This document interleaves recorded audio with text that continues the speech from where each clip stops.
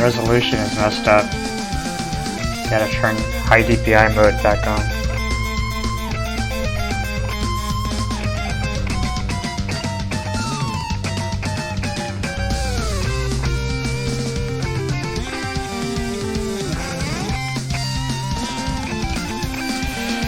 Ah, looking good. Looking good.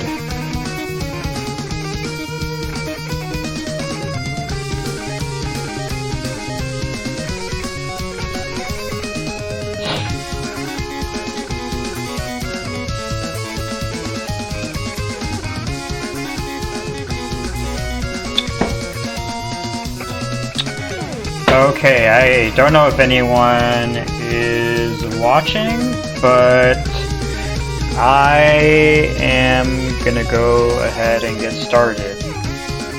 So, last time where we left off, I was figuring out a way to get the pixels of my virtual display that I have set up on the Linux side, which I can show you right now. It is set up in Xrender. It is called Virtual 1. And this is it right here. So it's the very, very left part of the screen. So if I move my mouse cursor to the left, if you look at the top of my screen, it'll show that it actually has virtual desktop II selected. If I move it back, it goes back over to this virtual desktop. So we had written a Rust program that can grab the pixels from that screen, and it does it using XCB, I believe. Let's go look at the code and see exactly what that was, because it's been a while and I kind of forgot.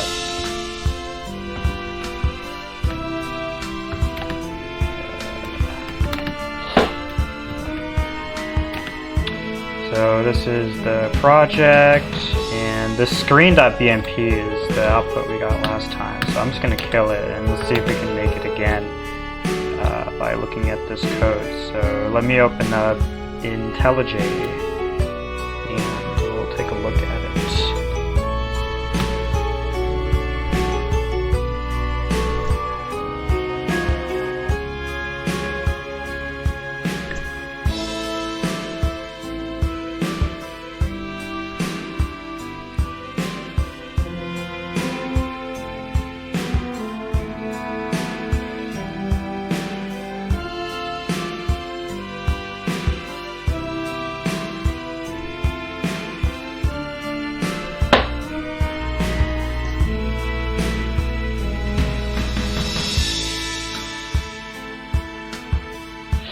Man, IntelliJ takes a while to start up. I think sometimes it gets messed up when I'm streaming because my computer is so slow. I think it's up here. And I have a different project open, so I'm going to have to close this and open up this Rust project down here once it finishes loading.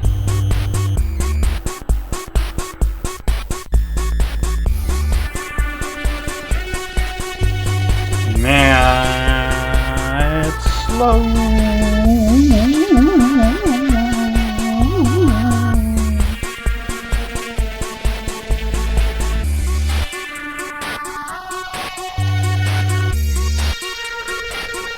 Like, I really don't care if it opens this project. I would hit cancel, but I'm afraid that hitting cancel will make it go even more slowly. Okay. But hopefully we shouldn't have a problem once everything is up and running. That's usually how it's gone. I'm just, well, I'm twitching.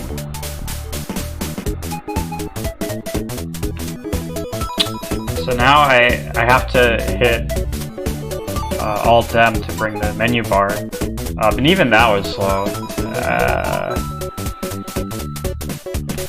Part of the reason is this project is really big, so the project we're going to open is really, really small, so hopefully it shouldn't be that slow.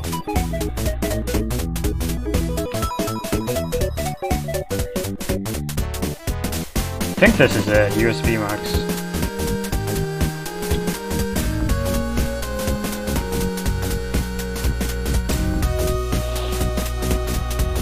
Basically, it was getting the pixels from XCB using this brush library I found, and it was getting them in, I believe, RGBX format, and I didn't have anything like on my system that can look at.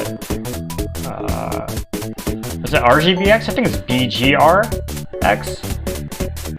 Actually, something like that.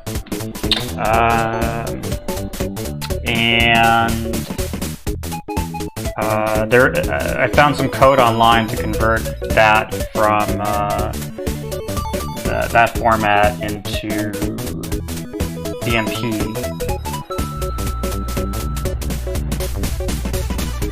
So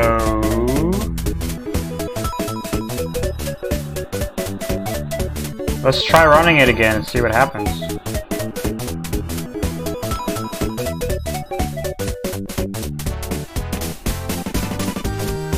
Cargo run.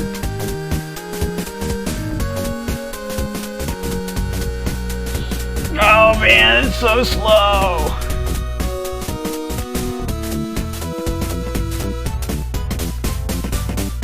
It's so slow. I think someone just told me there might be something wrong with the stream, so I'm gonna check that out real quick while I was compiling.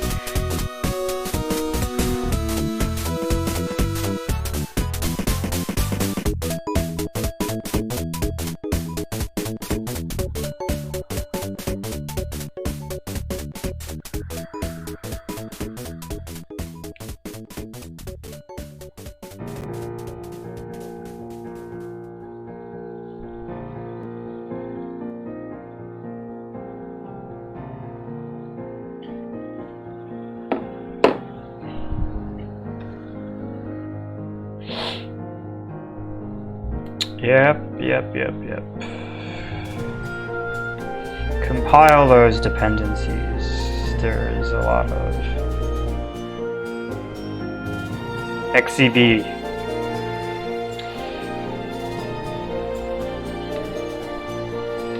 Trade objects with that and explicit. Yeah.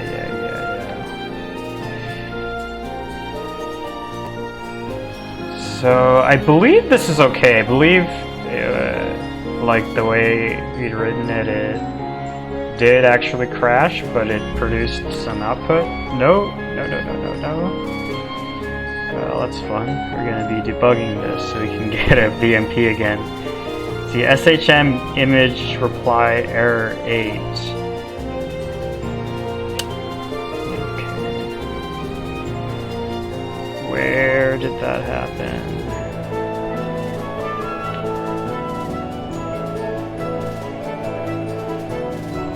Happened here, offset.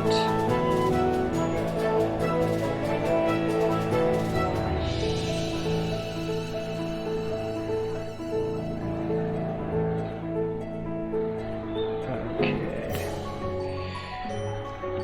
What is the deal with this?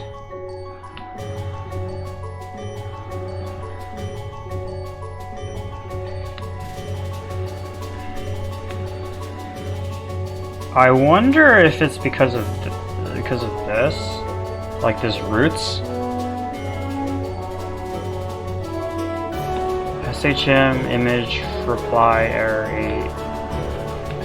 8. It might be because of this. So last time there was only one root, and I was a bit surprised by that. So let's see what happens if we just collect those into a vector and print them out.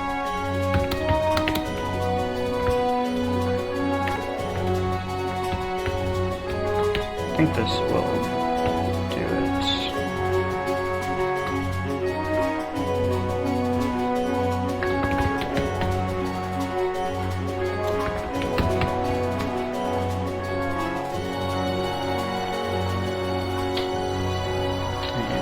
die here. And hopefully we get some meaningful output from this.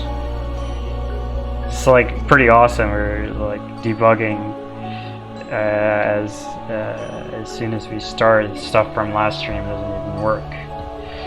Well, can't print out roots because it doesn't implement debug. So let's just see how many there are. There is one, so this part is right. So I wonder what the problem is. You can try running one more time. Maybe it's just like would get cleared up. Maybe it's nope. And in this case, we will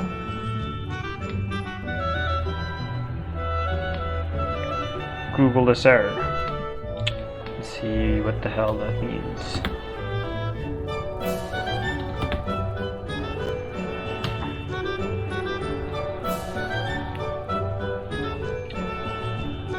Oh, fun, fun, fun.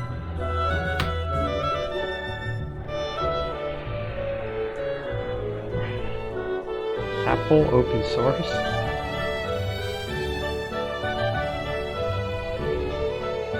I see something about like bytes double equals image size.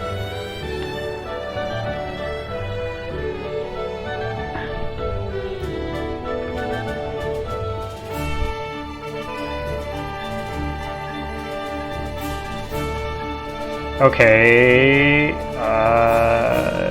error code. So what does the error code mean though?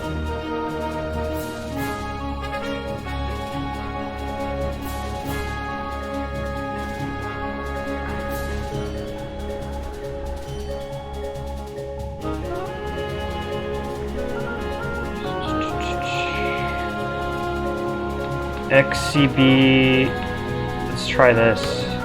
Let's like look up this function. Okay, so there's this guy, and maybe it's gonna explain what the error code means.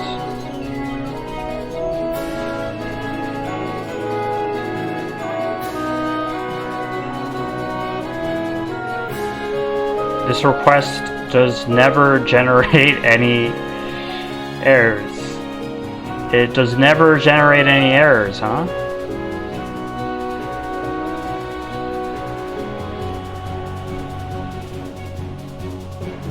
If you want to handle errors in the event loop instead, use CXCD request 3 for details. Oh, maybe it's in here. Checked versus unchecked. Oh man, this is slow. Where are the errors?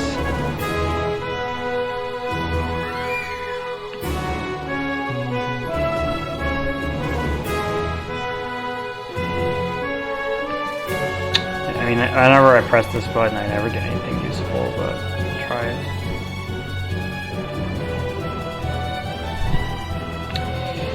Oh man. Welcome to bullshit.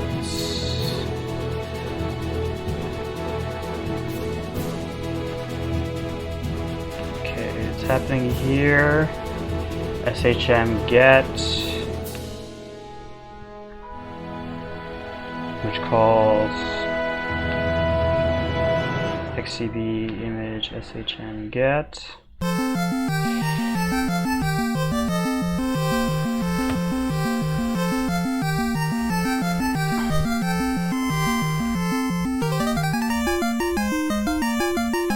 So what is the signature of this? This is C int. Okay, so it's saying if it's not equal to 0,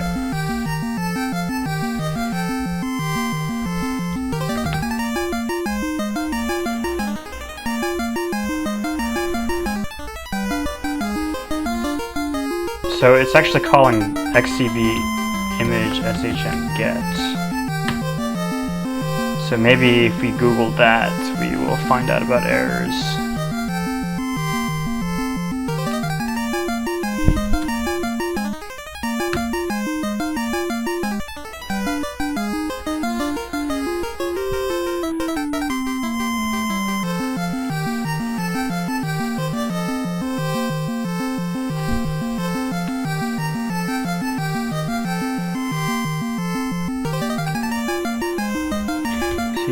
SHM get. Okay, here's the signature. Read image data, da da da da da, return sub. Really?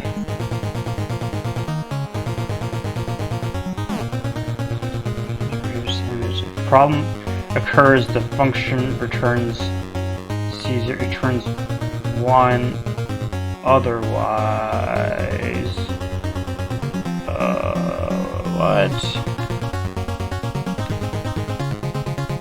XCP image SHM get.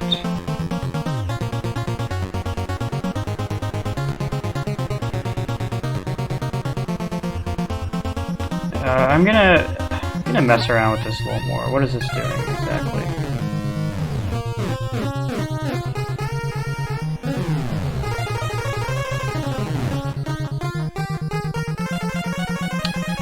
Is the problem perhaps with the depth? Are we using this? Yeah.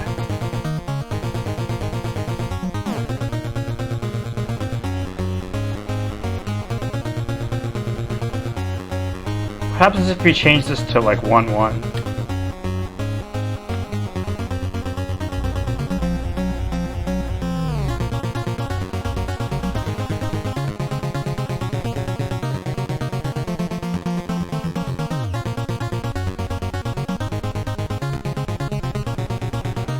Well, that worked. I think there's a problem with the resolution.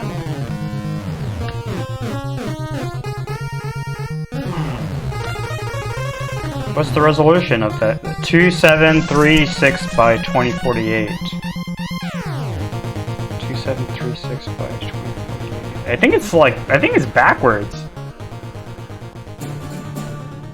Is this screen not set up in portrait mode?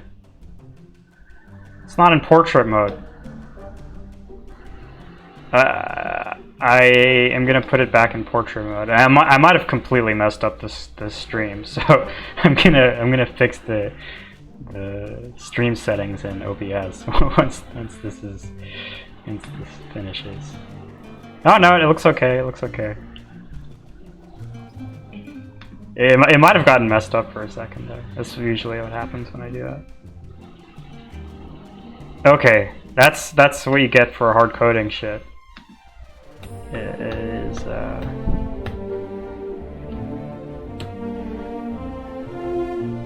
actually that GUI I was using to open up this virtual screen. That GUI actually provides VNC connection specifically for iPads, so that the iPad can VNC into your computer and show a virtual desktop. But I tried using that and it is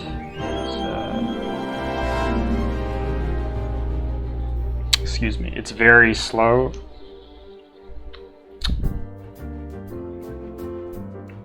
And it's like not even fast enough for me to use like as a screen to show like compiler output on. But like ideally I could use it for even watching like YouTube videos and like anything. So great. So now we should have gotten our BMP file showing what's on the other screen.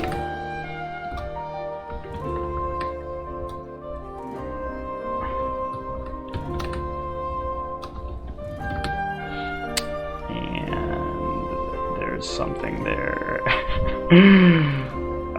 FEH actually it doesn't work that well for me. It zooms in and then I don't know how to zoom out. So let's just look at it in Chrome.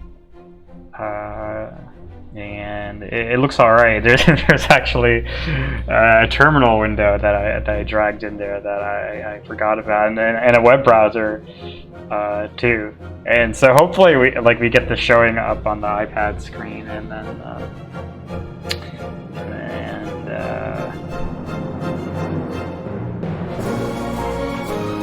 yeah, I'm just getting excited about being able to use it. But right now, this is the only way we have of seeing what's actually on the virtual desktop. So, what I would like to start doing this stream is there is this part here where we are converting this pixmap, which I forgot the exact format of, but we're converting that from that format into BMP. And what I would like to do is just take the raw bytes before we convert them to BMP and save them to a file. And then I would like to take that file, put it on my Mac virtual machine, and then see if we can get some iPad code to go ahead and display that file on the screen. And then if we can actually like display those bytes on the screen on the iPad in some sort of like efficient manner, then we're like maybe one step away from actually transferring the screen from Linux and then showing the iPad in a loop. So the first thing I would like to do is figure out what format that image is actually in. I thought it was RGBX, but I think it's like BGRX, and I didn't write that down in my notes, and I didn't write a comment, so there is one place I know that has that, and that is it's like this GitHub issues post I found. So I'm gonna go back to that GitHub issues post and try to find it. It was something like Z. Oh, I got it. I found it. It was actually an issue for the Rust library.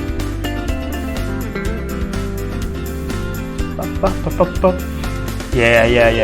This is the format we're using, the Z pixmap, and he says he believes it's in BGRX format,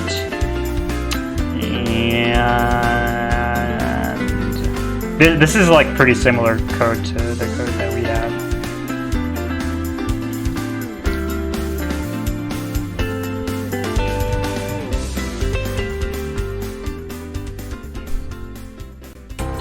Yeah, people want the BGRX support in this Rust library for doing what I'm doing, but okay, it's BGRX, and I'm gonna write this down in the notes file actually.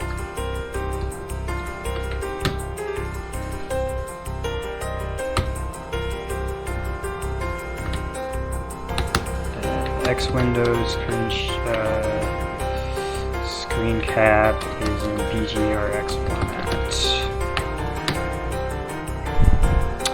And this is actually the iOS library that I found off screen. I did a bunch of searching off screen, so I wouldn't have to do it here, so that I could find something to show perhaps BGRX on the iPad screen.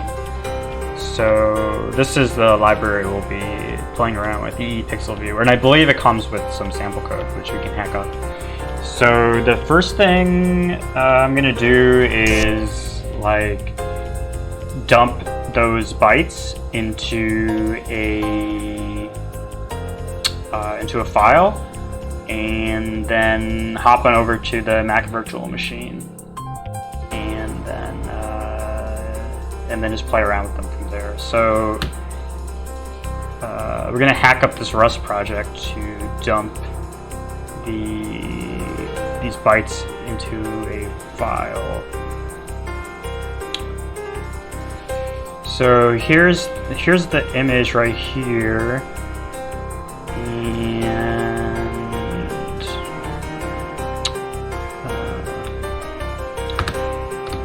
let's see how to get the raw bytes from it. I kind of forgot. Maybe IntelliSense can tell us. Dot size, scan line pad. I might have to.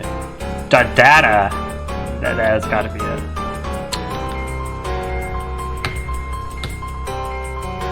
I believe the BPP is also going to be important here, so I'm going to print that out as well.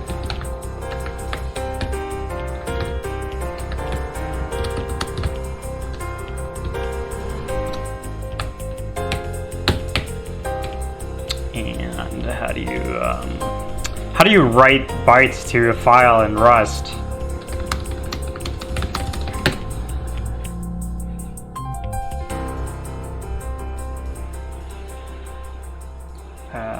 There's write all, which takes a U8, which is what we want. How to create binary file with Rust. Perfect. Jump straight to the answer. File.create. Okay.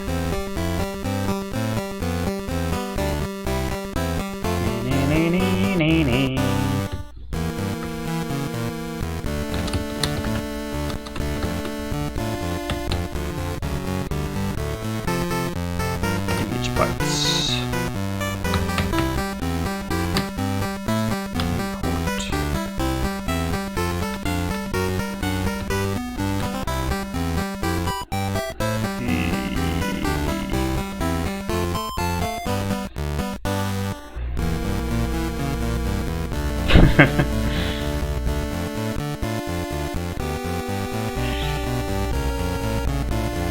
Oh yeah?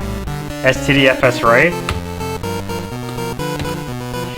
I'm not watching Discord right now, I don't have it open. But I just got a notification on my watch.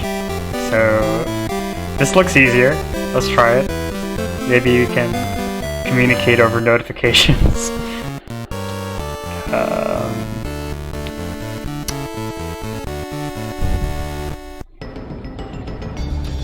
I think it was data. I don't know if I have to like put an ampersand there or not. I probably have to like. I'm guessing that returns the result. And let's just abort here.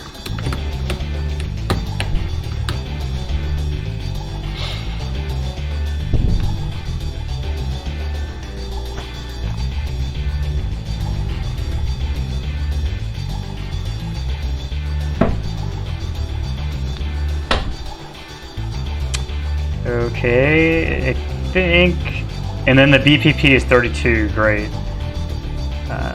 So let's see what we did here.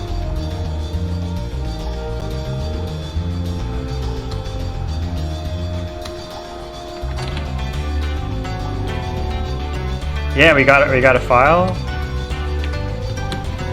Data. 223. I think that's going to be a multiple of our actual pixel values here. Let's try it out.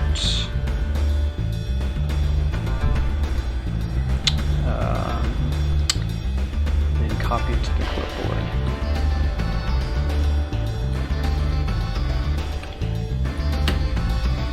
Is that right? That's right. Okay, cool. So those are the bytes, and I think it's just going to show up on the Mac virtual machine because this stuff is all synced over Dropbox. So let's see.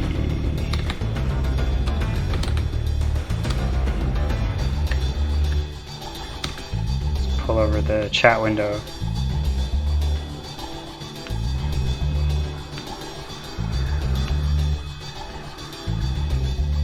What a magnificent setup. Have to enable high DPI in the settings again. They should just not close settings.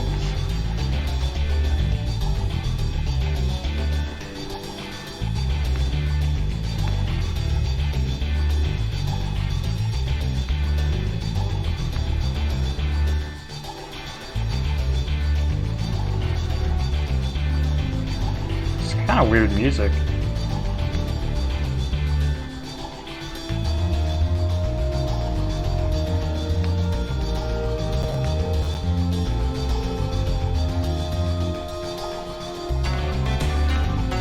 Too loud.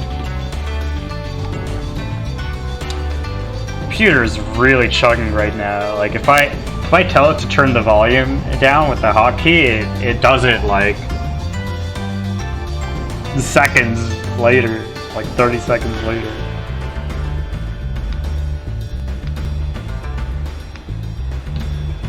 No, I only want to turn the volume down 1, not 2. There we go. Okay. Image bytes. Perfect.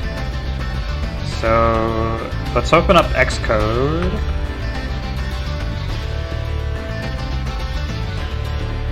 Actually, before doing that, I want to clone that library I was talking about because I don't have it. I believe the link to it is in the notes file. EEPixelViewer.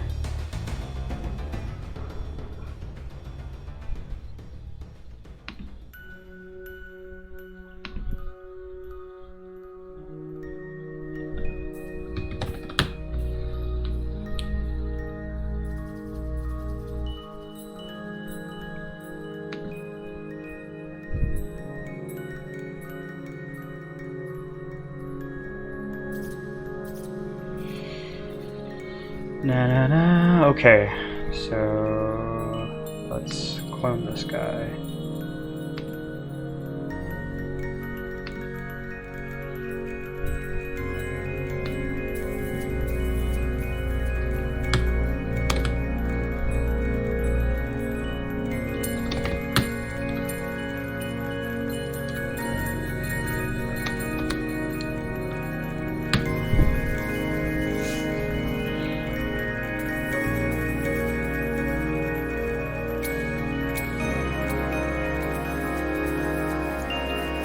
Oh, everything is so slow! Okay.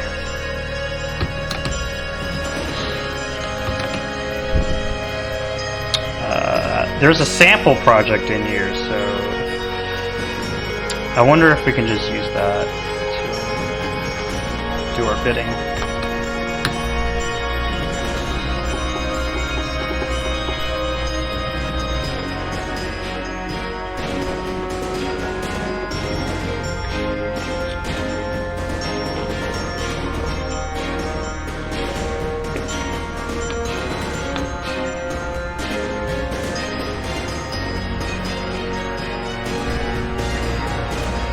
It's really, I think, a tall order for this laptop to be doing so much at the same time. It's streaming, IntelliJ is open in one place, and I've got this Mac virtual machine running. I can close IntelliJ. Let's close IntelliJ. You are too slow, IntelliJ. You're gonna die.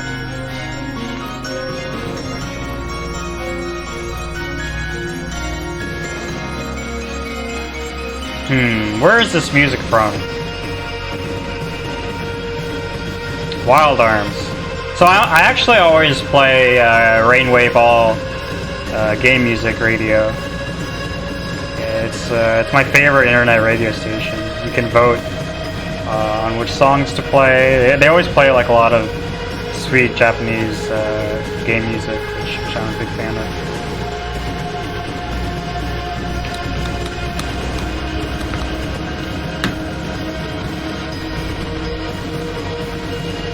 Also, how's it going, Flexing Kong?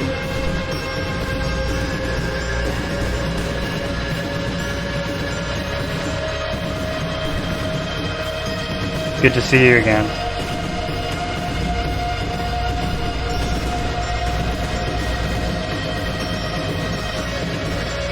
Oh, I didn't know Xcode had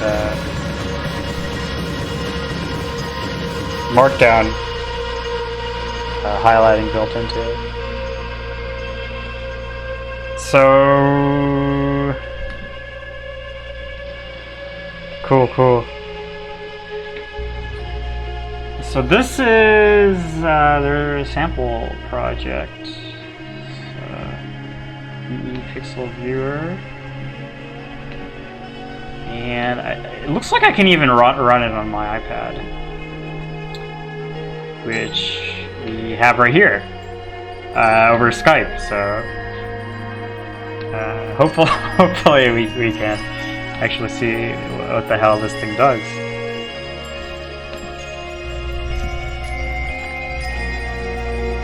Build failed. It's probably like that provisioning stuff.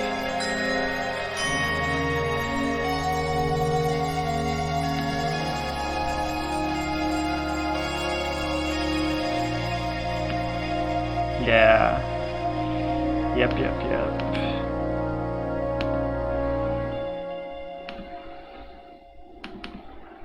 Man, I always struggle to like find the menu where to change this.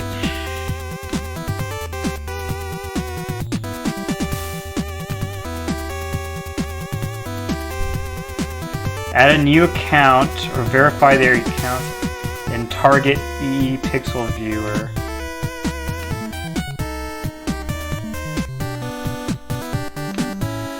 I love this song.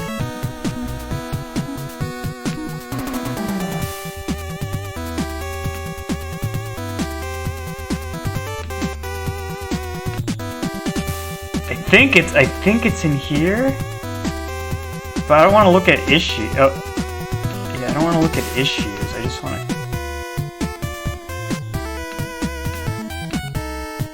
want to like go to the provisioning settings for this target.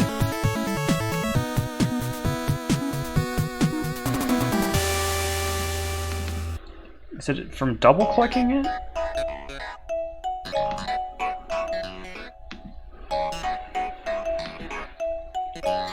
I can't be the only person who gets so confused with the... Oh! What did I just do?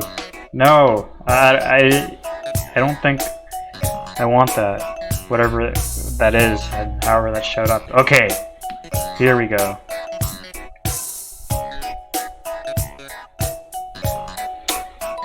Okay. So it says I have to like make this like globally unique across like everyone who uses Xcode. I think that's what it means. So like I think I can just add garbage at the end, like what I've done before.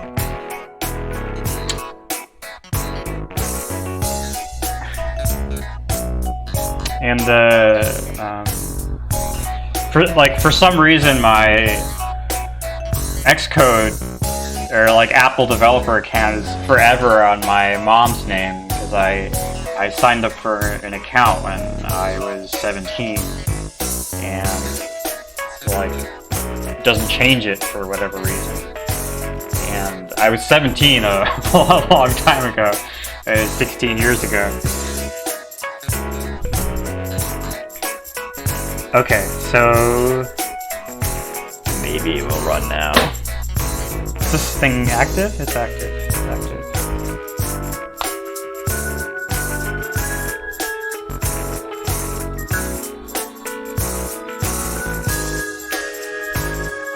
So this is like three years old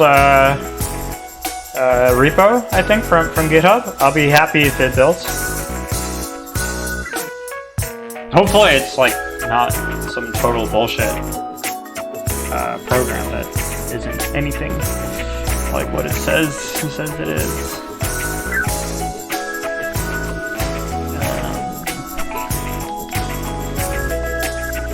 I don't really know Objective-C, and I have trouble reading it, so So hopefully this isn't painfully hard.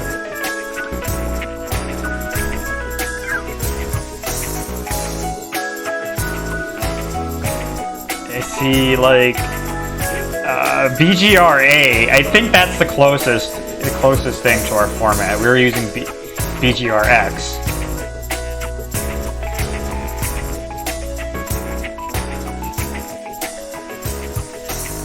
Oh yeah, something's happening.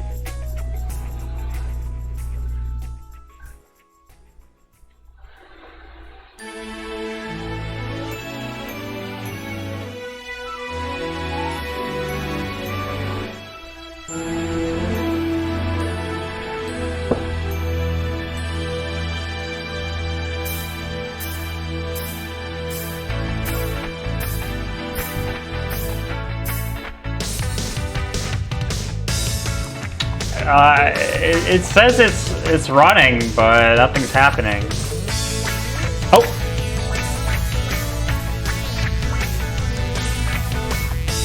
White screen? Is that our guy?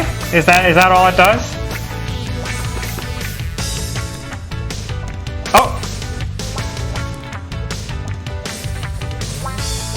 Something just came up on here. I can read it on my iPad, but I don't think it shows up on the stream very well. I'm gonna make the window bigger. There's like the selector, and then it's let's see.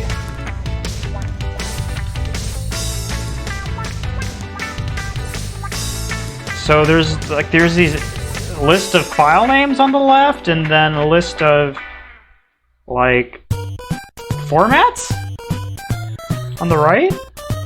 What does this mean?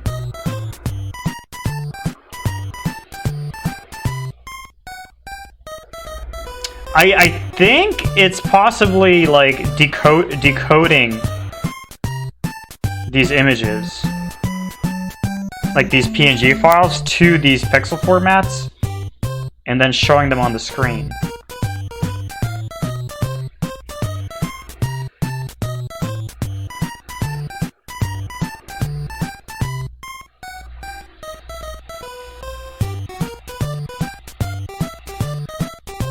AirPods. Because I think some of these formats might have different FPS than the other ones. Right, like every time I change the format, this FPS kind of changes. So, and also interestingly enough, there's a 24 BGR and there's 32 BGRA. But I don't think we're using the alpha channel. Like, it's BGRX, 32 BGRX. So maybe like we'll have to output in 24-bit format.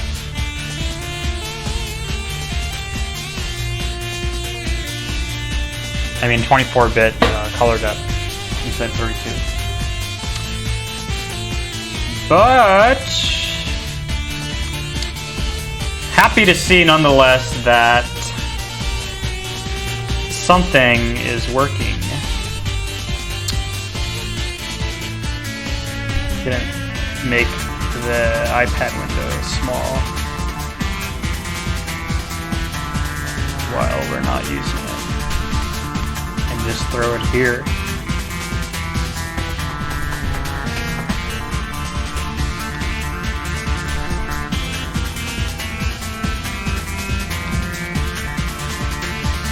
RGBA 32. I'm just seeing what the code here is. I believe this is from the example application itself and not from the library.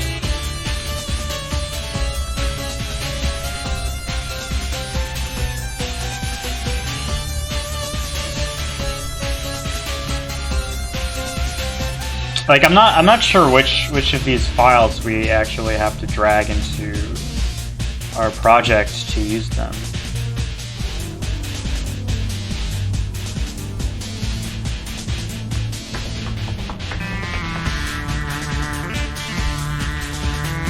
So there's the sample images directory. So I kind of want to drag the output that we had from Linux into here, so it like gets put into the app. Can we open up a terminal in here? No, let's just...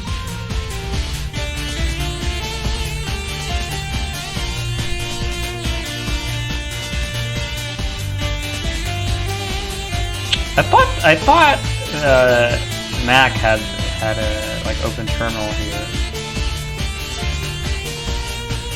button in their Finder.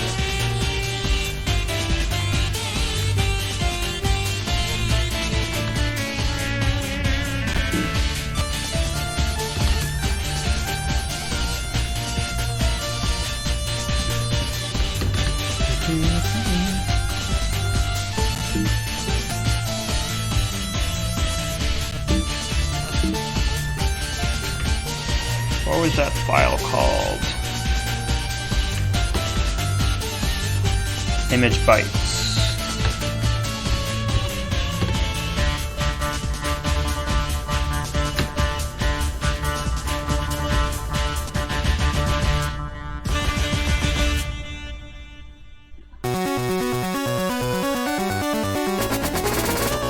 Thought we'd see it show up on the left here. Maybe you actually have to drag it into Xcode. So I'm gonna delete it and drag it using Xcode, using Finder again.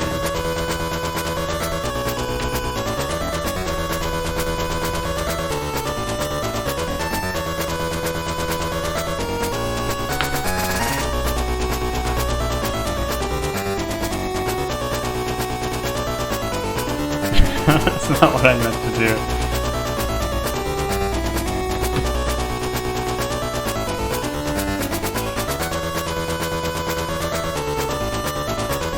Okay.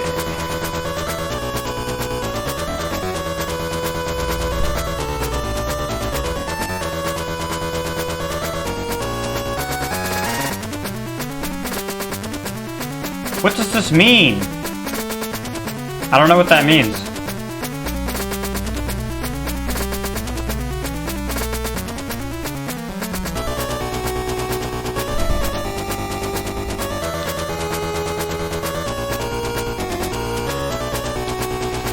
So, where is it actually, like, displaying any of the images from?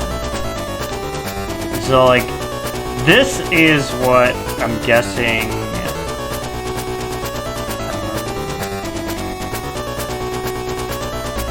This is what I'm guessing actually starts to... this is what I'm guessing shows the view that we're looking at on iPad app. Like, picker view.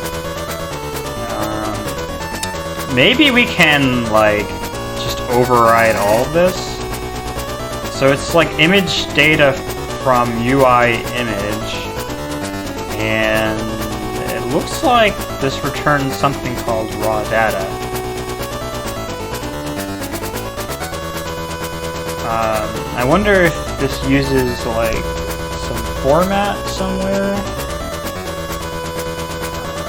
KG bitmap. 32 big. Like, I wonder if we can just like override this function to return our guy. Bytes per pixel for NSU in your bitmap context create. So is this returning a bitmap?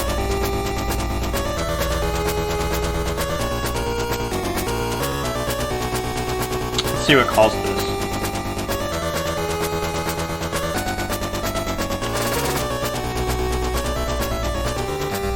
Yeah, see, it looks like this is doing all the works.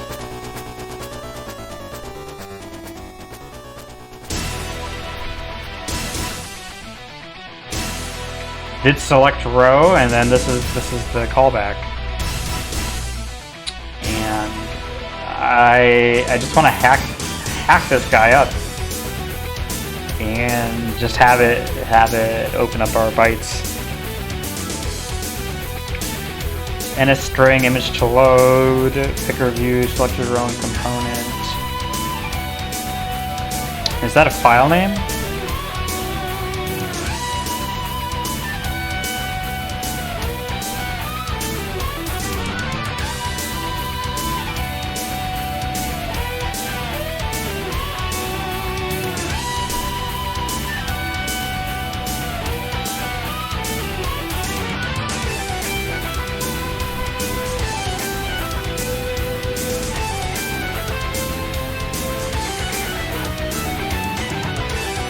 UI image, image named, image to load. So I believe this variable is being initialized here.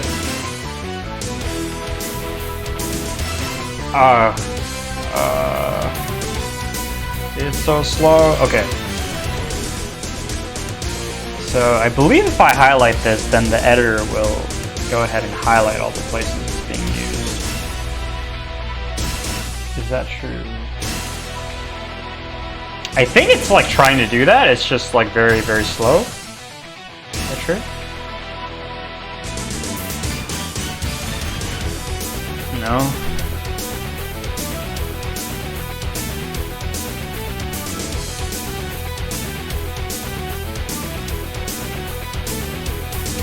Okay, here we go. Yeah. Like, it's so confusing. Why would they put this here and then not use it until down here?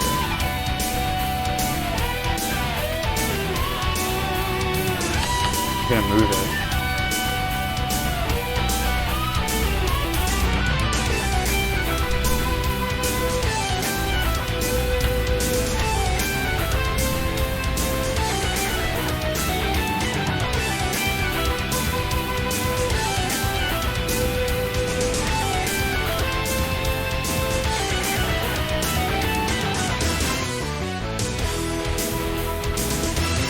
I'm not really sure what this image name does.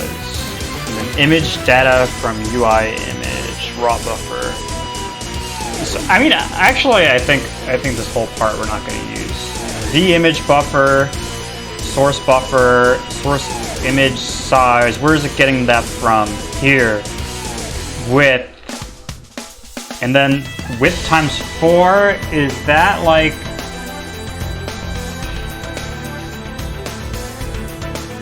I think that's the length in bytes. No, width times. That would be height times width times 4.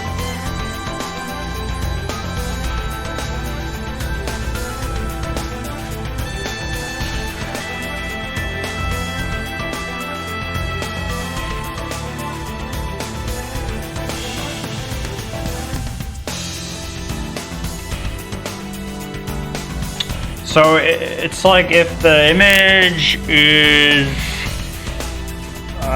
it's like switches on the type, and then it will convert the image.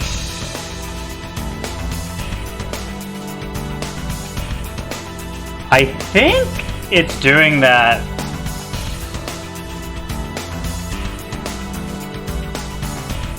Because the UI image always comes out in RGBA 32.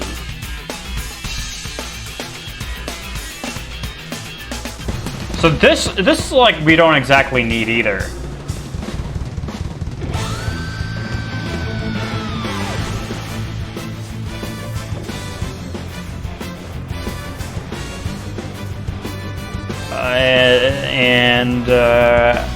I gotta take a break and pee real quick. I'll be right back.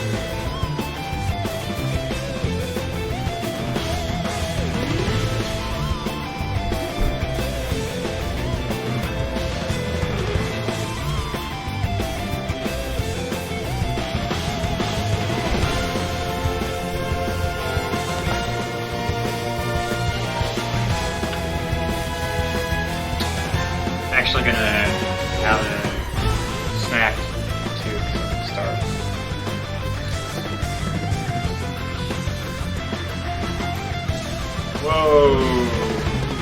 Whoa, it's full to the brim!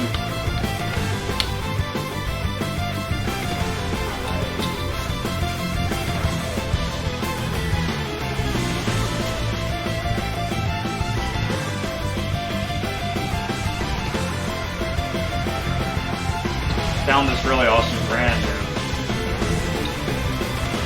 soy yogurt. Oh!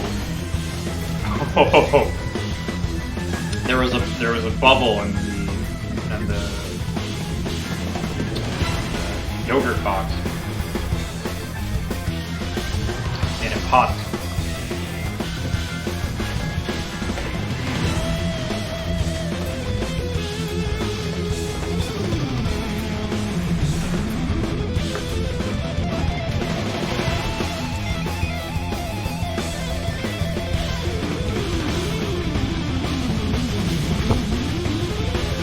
I'm not like lactose intolerant.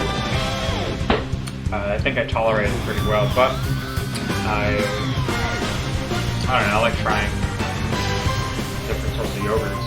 I tried the ones in Japan, the soy yogurt. They're just absolutely delicious.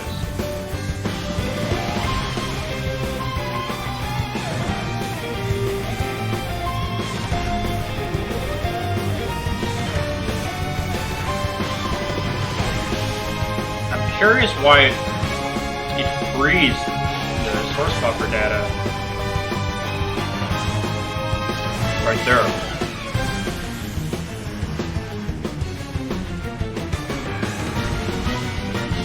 It doesn't look like it's using it. Is it like, does it actually use the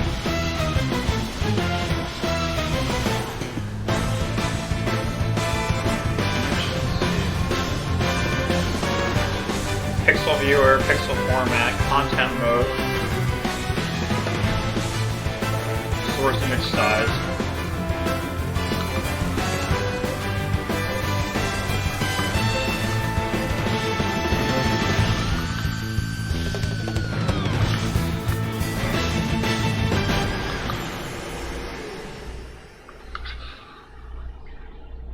I kind of have a feeling that the image converter has a reference to the Pixel Viewer, and that it's like doing something to the Pixel Viewer.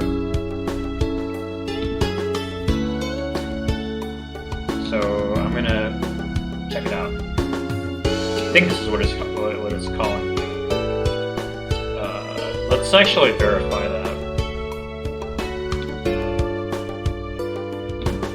Can we like command click this and see where it comes from?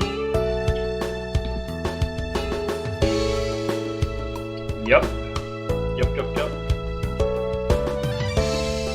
Are we in a .h file? Yeah, we're in a .h file.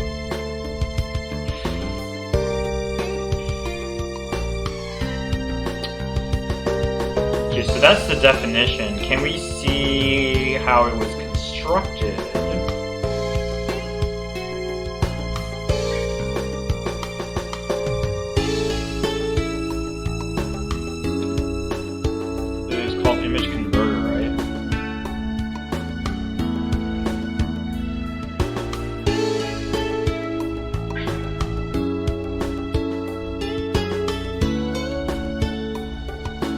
Yeah, there we go.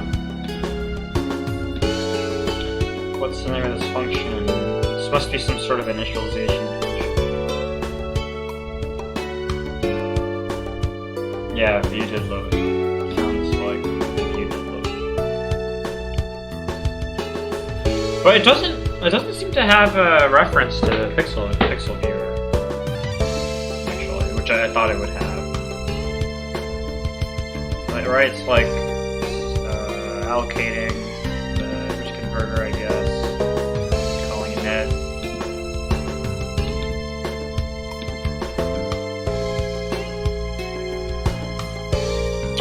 So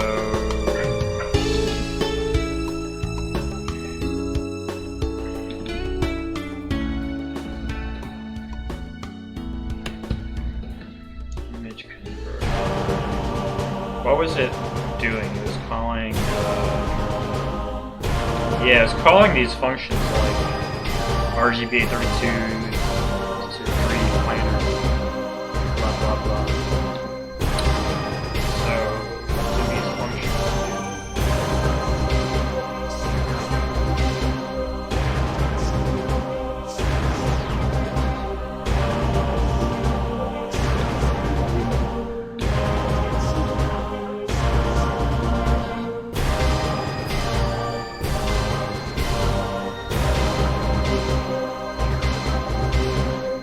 What is a V-image buffer? What is quick help?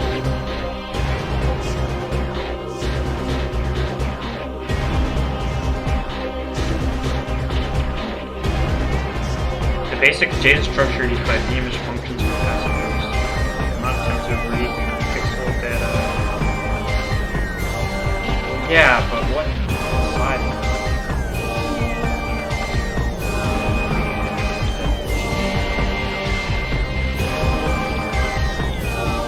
There we go. Okay. Data, height, width, the number of bytes in a pixel row. It doesn't need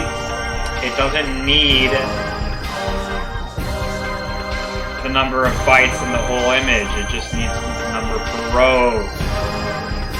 It has the height. Okay. Got it. Apparently that's like part of iOS.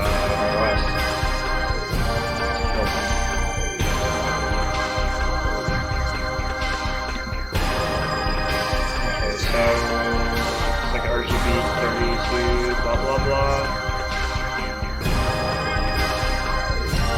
This thing 0.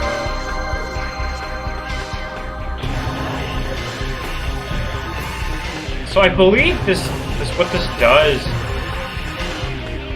is I think it mutates the input. Right? It doesn't seem to return anything.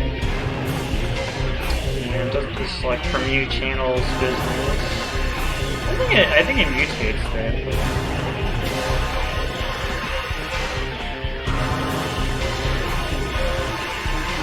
Background color is blue.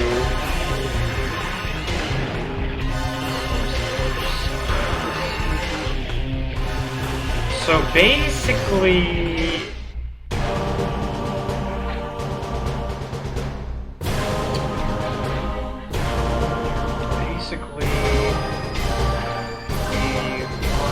our raw buffer.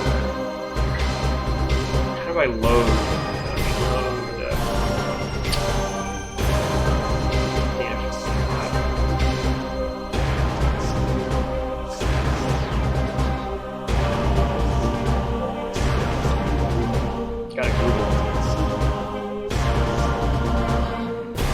iOS Objective-C load data, or maybe more accurately, bytes from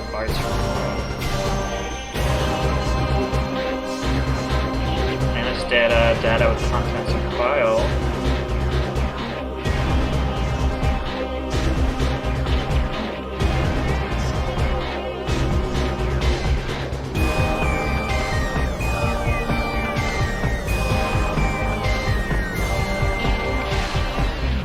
A void star.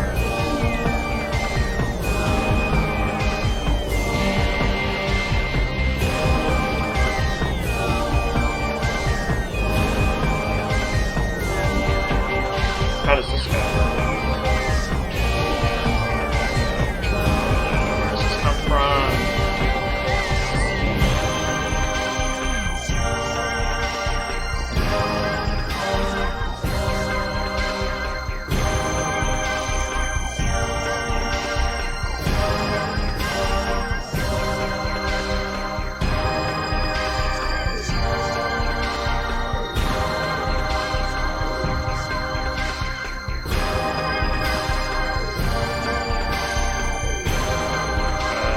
Load bytes from file into void star.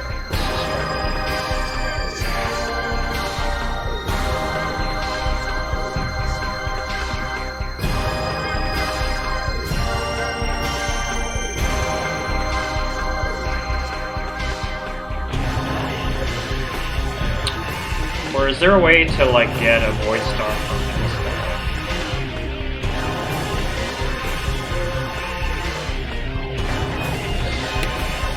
iOS.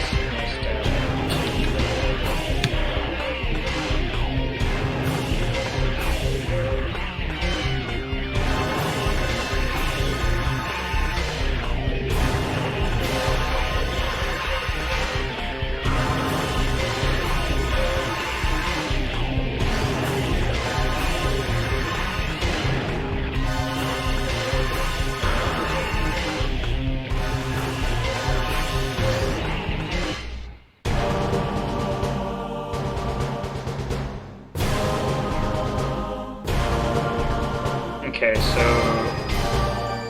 bytes. So we call this bytes method.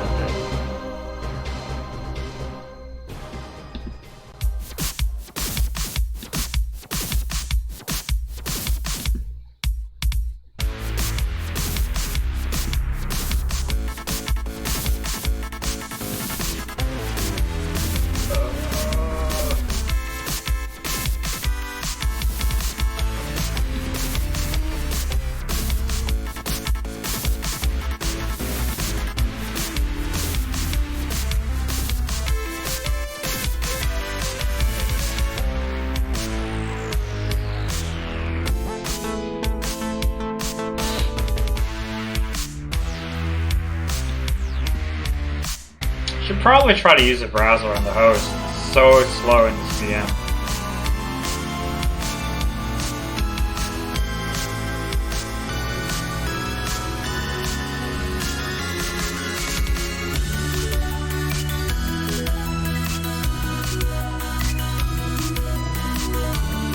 Jesus Christ.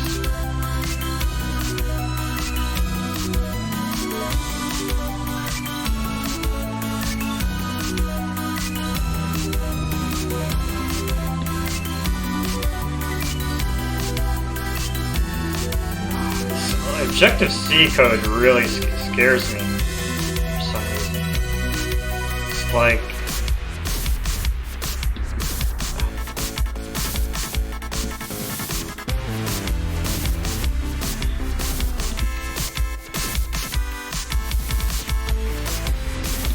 I don't even know how to describe it. It just looks weird because of all the square brackets. I have a lot of trouble reading it. Half for resource Milo. What does that mean?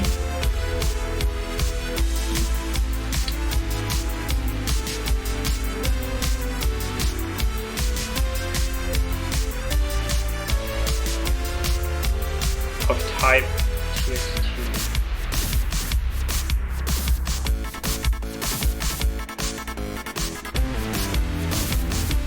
Can I just like drag the path into here? What if I drag the file into here? Will it do something like crazy?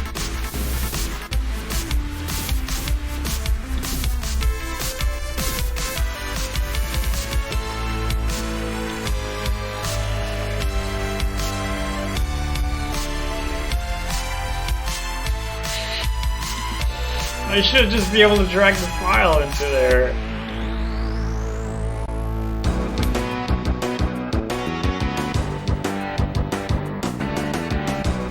Do I need to like do this debugging output crap that they were talking about? They said, I think they gave away to like list of files.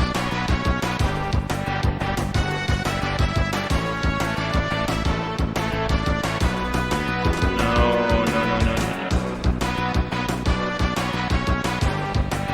Okay. Let's search.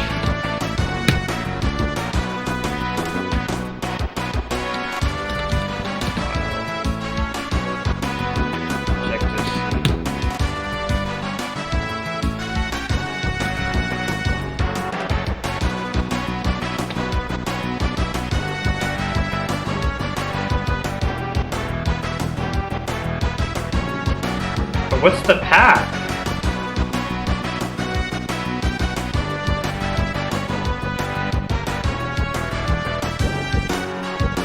I don't don't know what the hell the path is. Like maybe there's like a clue here. I think I just clicked on those specs. Okay, sorry.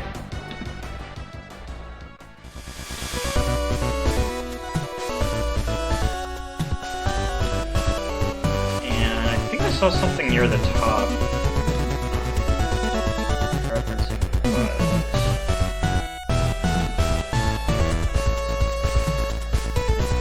I'm gonna global search for sample images.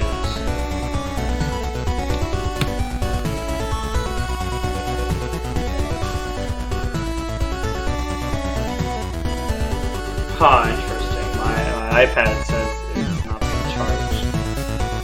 Or like it's saying it's running out of battery despite charging.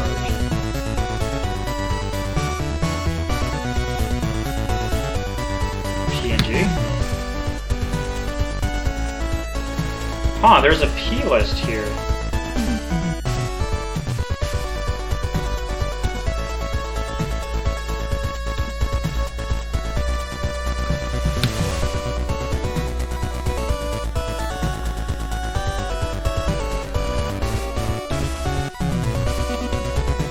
Ah, P-list pad. This is like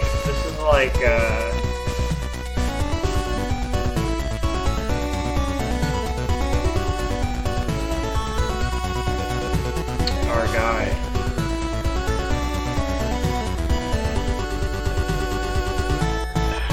I'm gonna try plugging the iPad into a different USB port that has a power symbol, a battery symbol. Do a better job at charging it. So like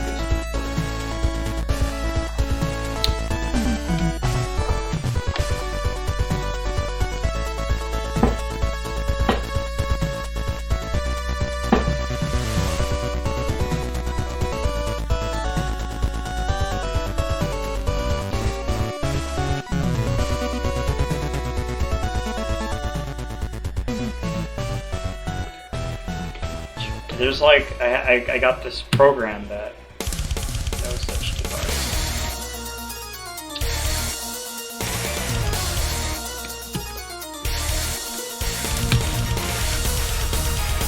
Okay, apparently that doesn't show. Yeah, on Linux you have to download a command line program to charge your iPad.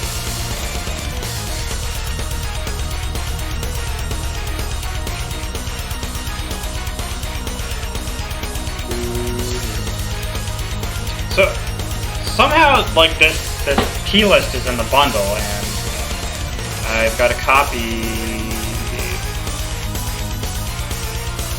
Supporting files. Is that right?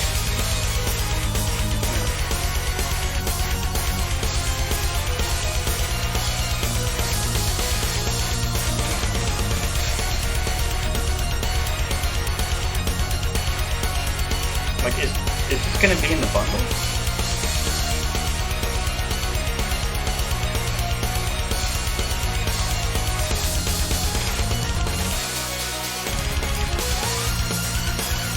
I'm gonna give this an extension because it looks like everything is like of type something or the other. Oh man, this is painfully slow.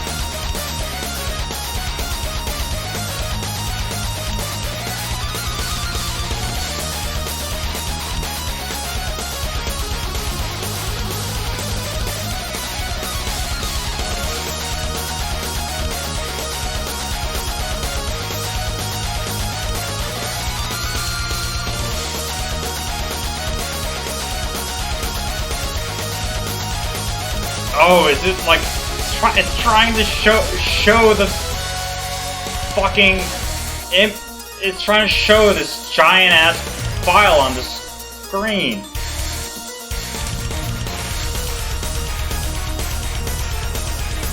Fuck you!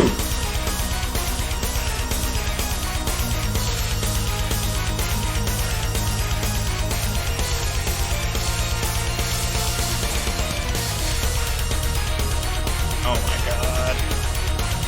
This is a terrible program.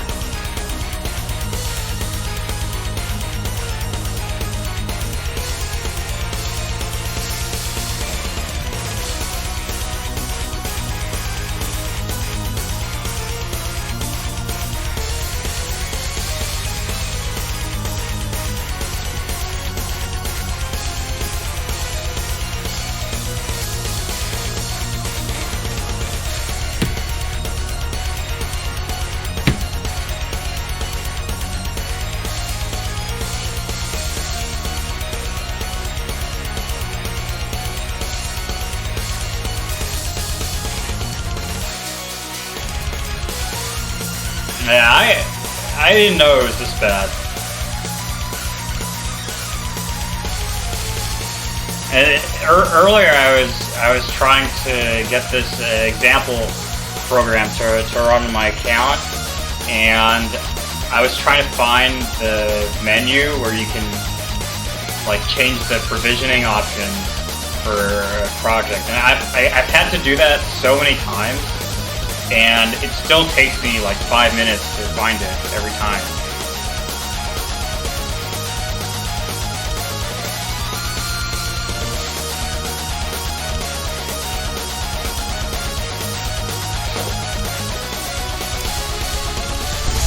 Oh, the audio quality must have been messed up. I wasn't wearing the mic in my shirt.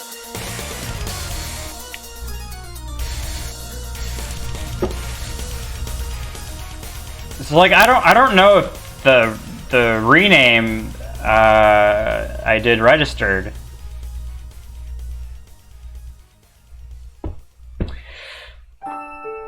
I think I'm just gonna have to force quit this, and like hopefully it doesn't. Yes, I think it's a lost cause here.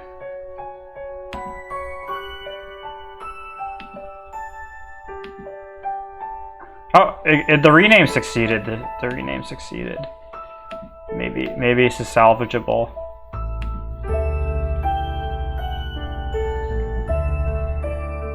Like the thing I'm afraid of is quitting it and then opening it again, and then the same thing happening again because it remembered that it was trying to look at this file.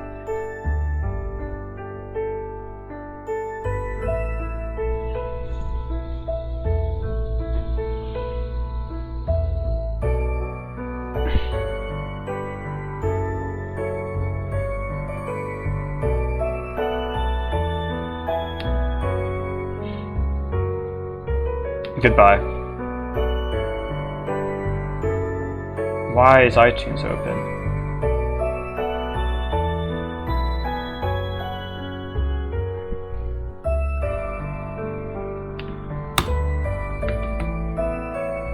Okay, open up Xcode again. Please don't try to show that file again.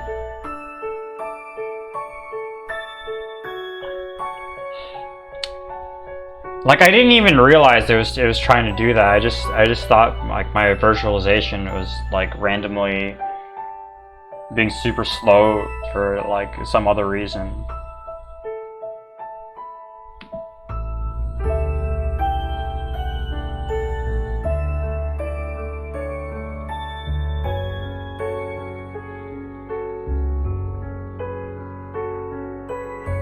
Okay.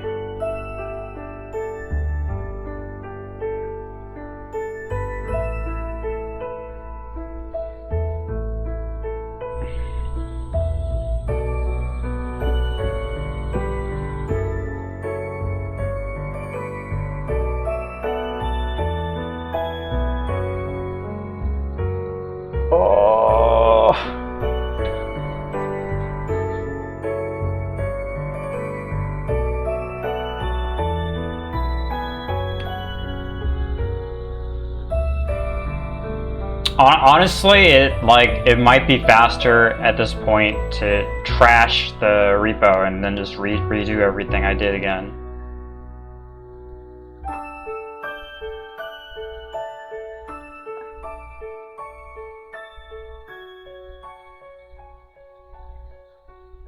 What is it doing?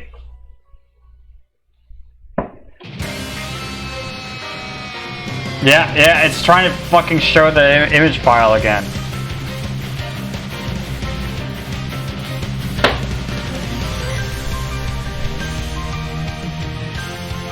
In a text editor.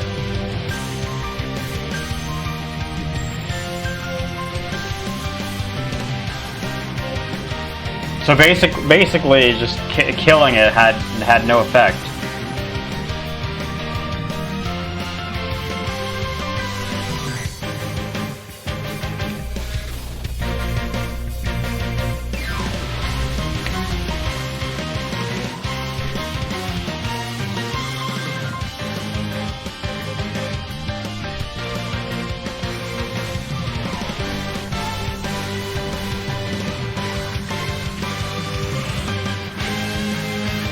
Okay, I switched off of it. Woo!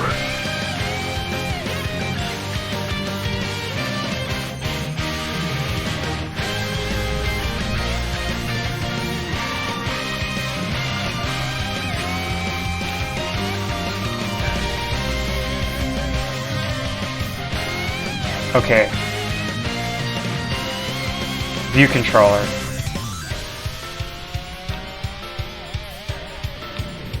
Where are you, code? Okay. So, I think we can do this.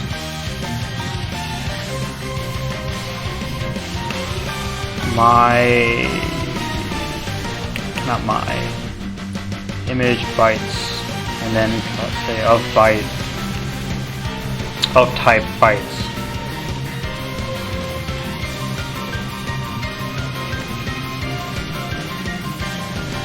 I don't want a NS string, I want NS data, and it's not UTF-8.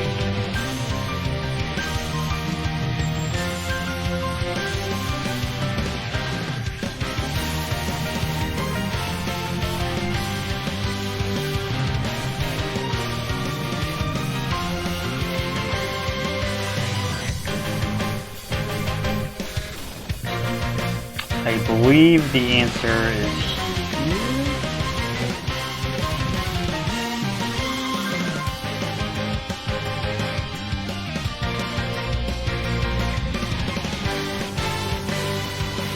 Data with contents of file. That's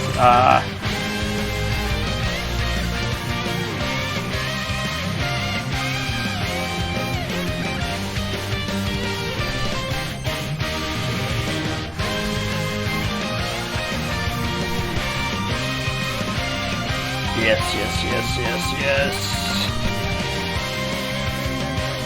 Oh, I was trying to click iTunes. It's Xcode. Okay. Okay.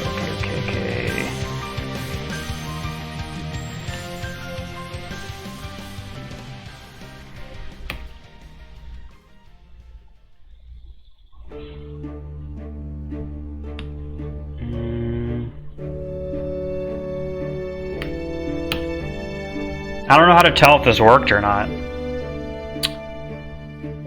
Like maybe just running it somehow.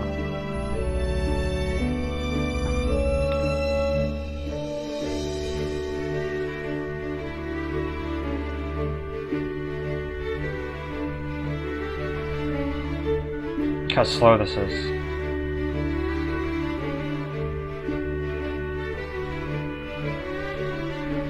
Unused variable data. Generic iOS device. Okay.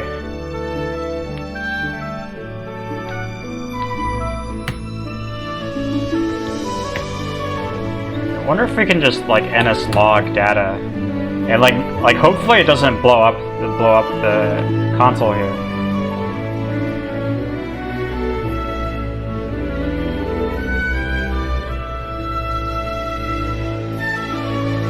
Format string is not a string literal, whatever.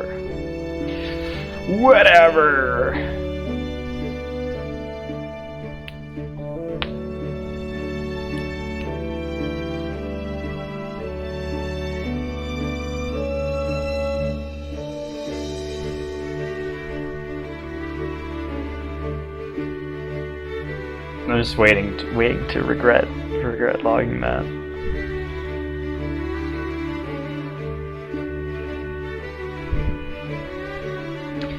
So like good. It's copying the file onto the iPad. The image bytes.bytes. This is a good sign.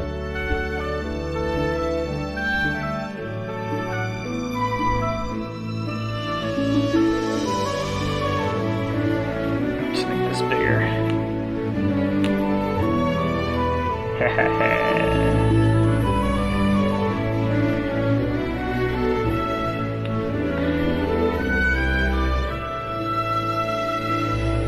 Yeah, for some reason, everything is slow. Even this program takes a while to start up. It like white screens for a while, and eventually it turns on and cool.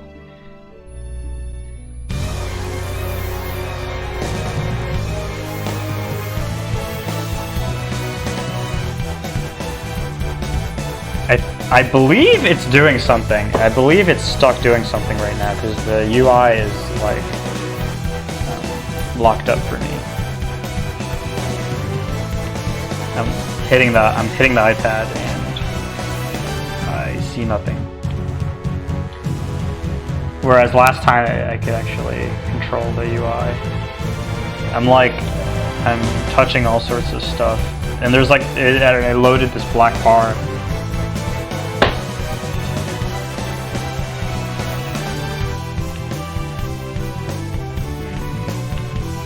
Well, I think that's like a kind of good sign. It means we changed something.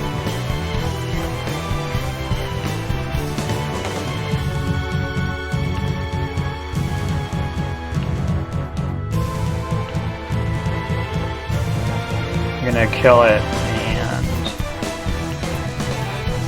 maybe instead of logging data, we can like log the length or something.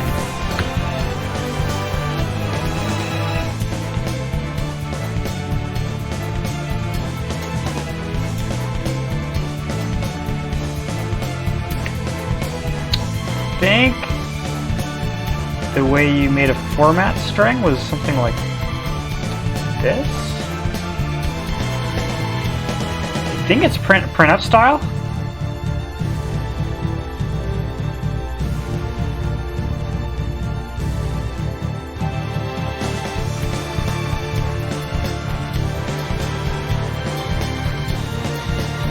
Oh, I just got a message in the Rust Discord about this stream.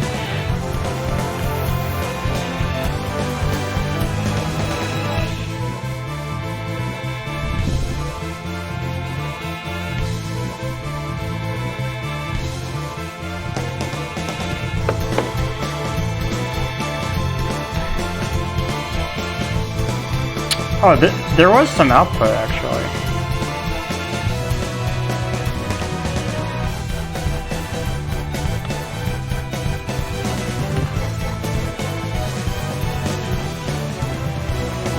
Yeah. And actually, I believe I remember it's like %at or something. Maybe %d will do it.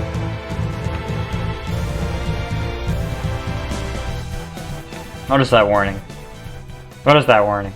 I just saw a warning. Values hyphen should not be used as format arguments. Why? Why? Why? I do like the way it shows the warning in line though. Actually.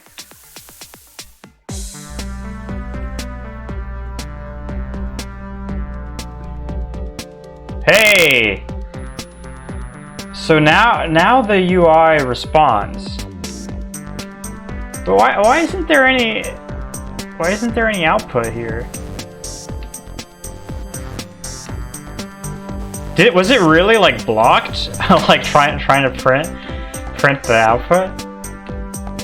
It might have been. It might have been like trying to transfer the log output from my iPad over the network. I don't even know like how they're communicating. They could be communicating over the internet for all I know. That the Xcode is talking to the iPad wirelessly because the iPad is connected to Linux right now over USB.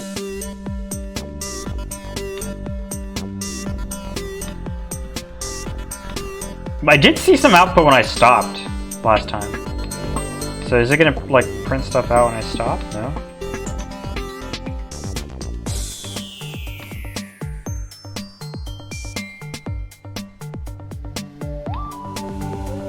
I'm almost positive this is getting invoked. Hello. Yeah, see now there's output. 0. That's it. So it didn't actually read the file.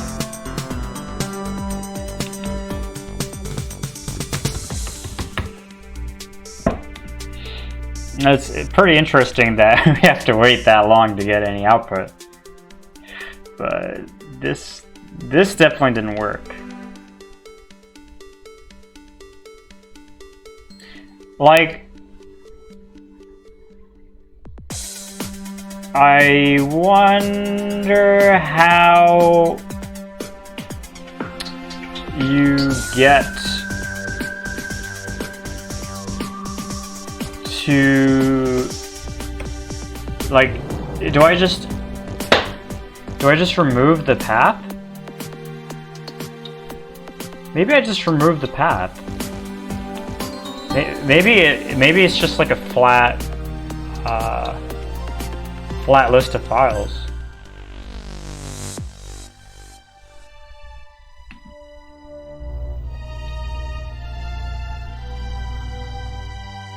Why? Why should NSU integer? Oh, okay. I'll use %lu. And I'll actually run it again in case the %d like mess something up.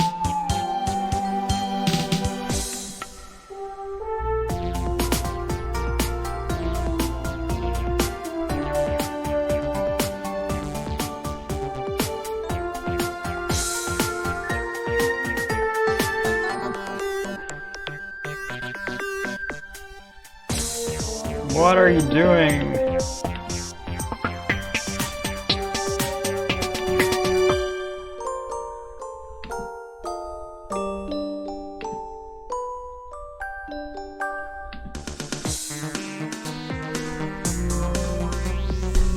Ooh, slow.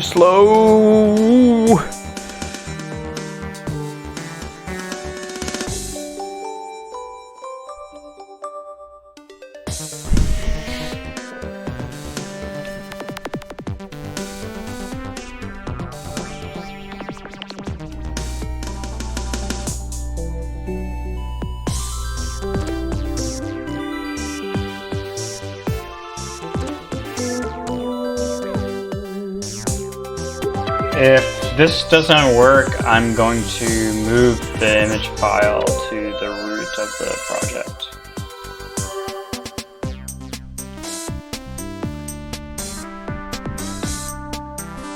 Now, where is the log output?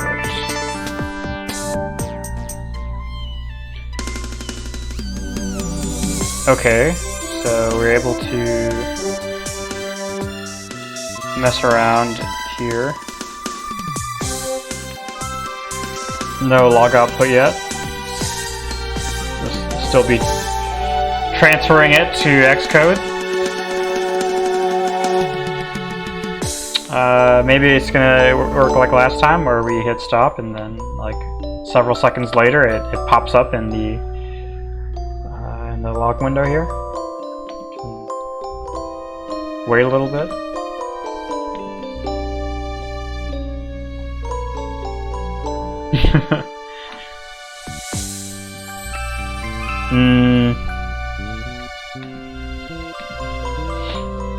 I will have fun when this program works.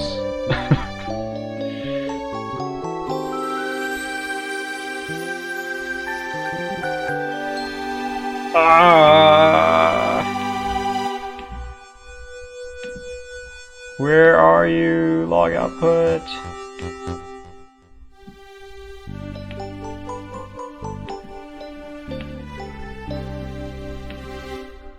There we go. Hey! That's our length. It worked. Okay. Cool. So apparently iOS doesn't give a shit about paths.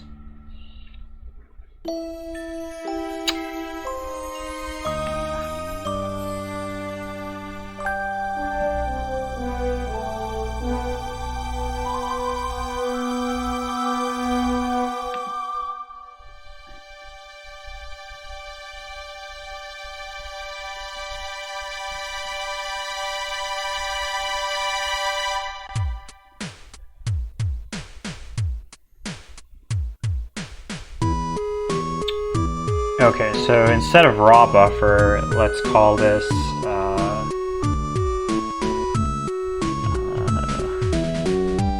meat buffer. And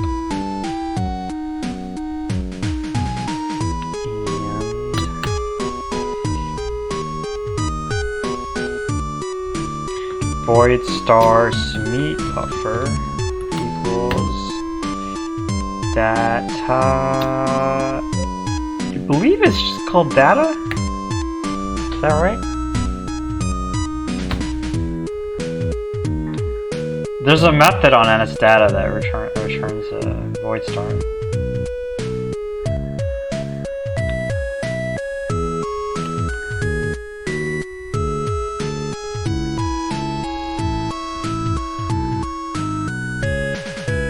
There's no like IntelliSense for the bytes.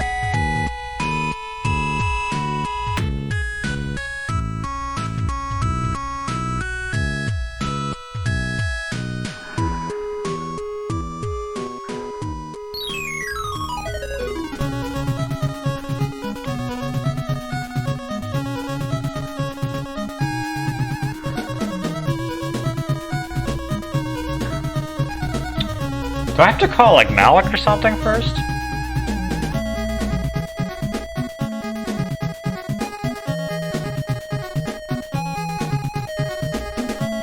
Discards qualifiers. I don't know what that means.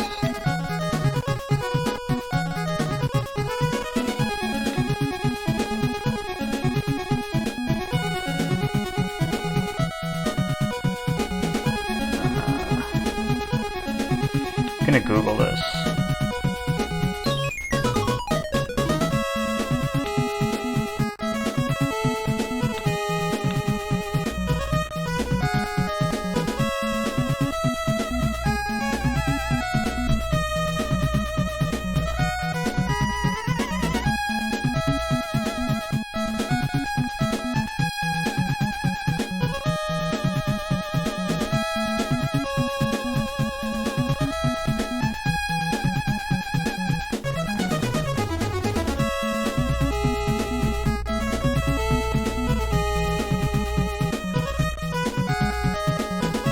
Better to use type copy than copy. You can also use the get bytes length method.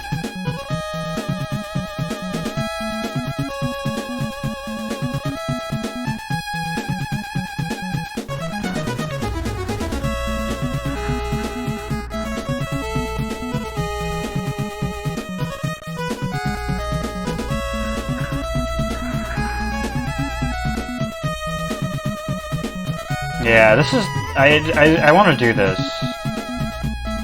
I want to do this.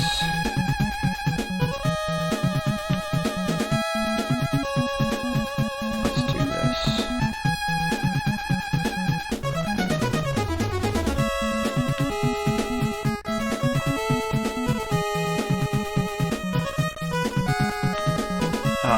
code looks like absolute ass.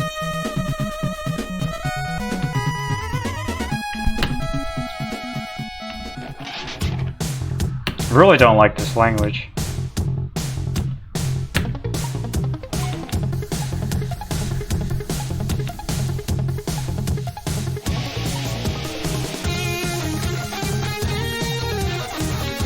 I think I need semicolon.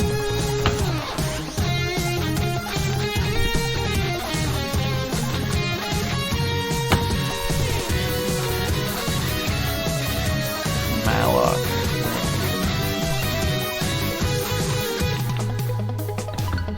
Sweet buffer.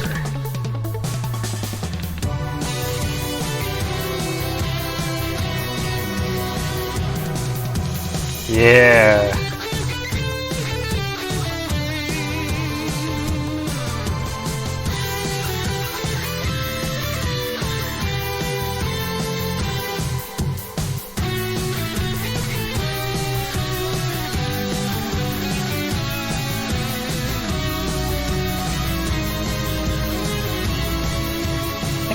How you do it.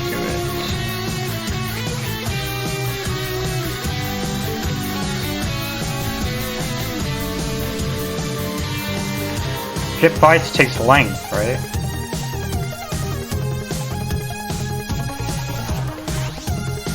Get bytes is deprecated.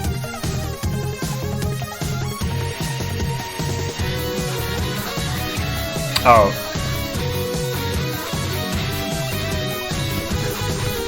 This is what we needed to do.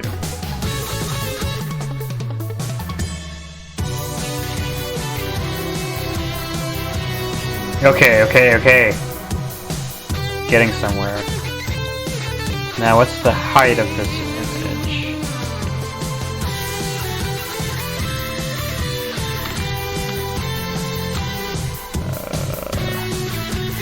Have it in the source code somewhere.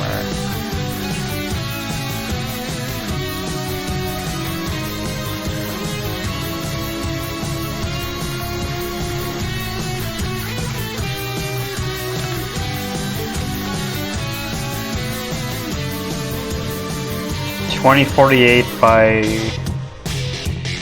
2732). 2048 by 2732. 2048 by 2732. 2732. 2048.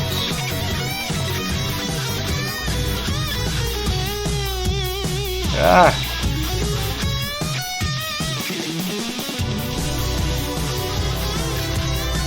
And then this is the width times 4, so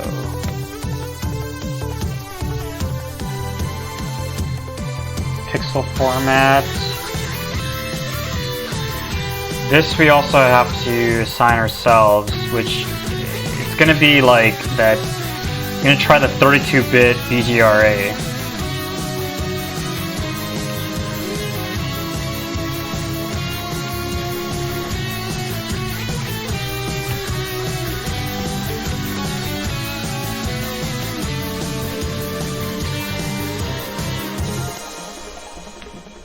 Pixel formats.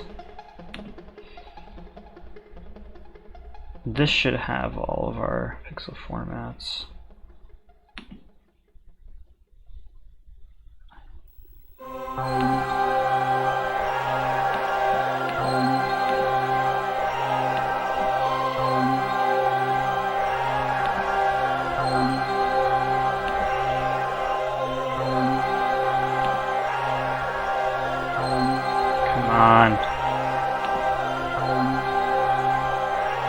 BGRA.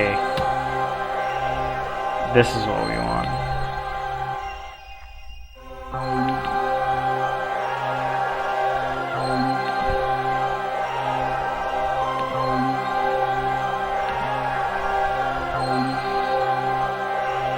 I wonder if we can use the back button again.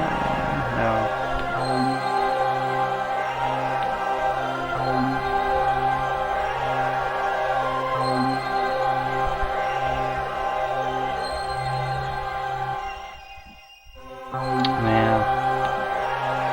Running Mac in this VM is so slow. I kind of want to get like a real Mac to use for this.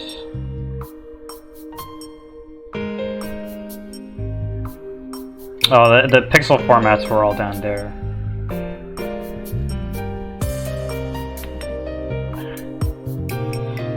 Okay.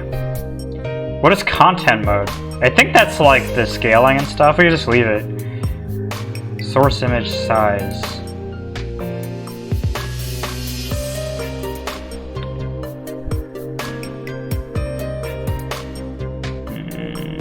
That is not what we want that size to be.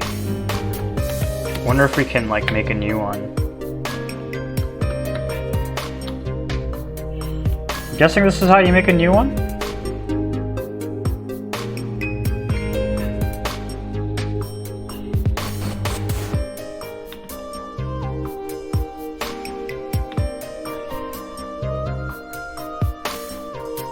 It's a struct.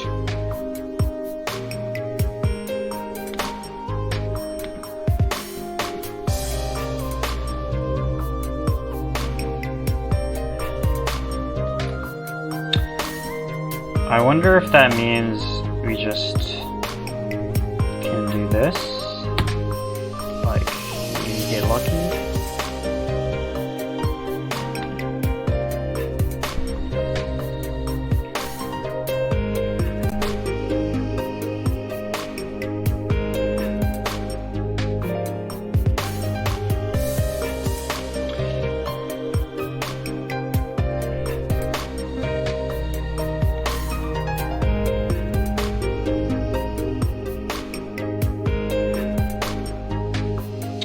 So here it's using source buffer, and then it's doing these conversions, and I think we don't need to.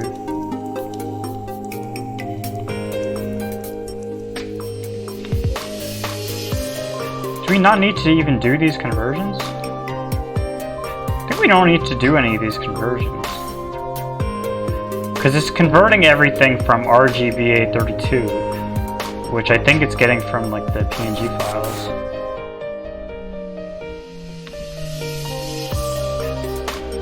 And then it's like 60 frames per second in something.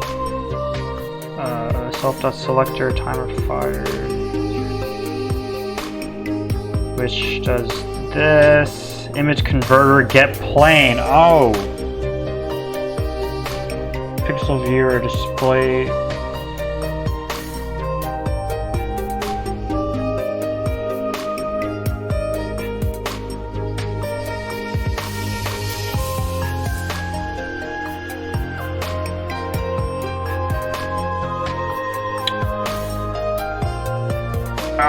It does use the the image converter.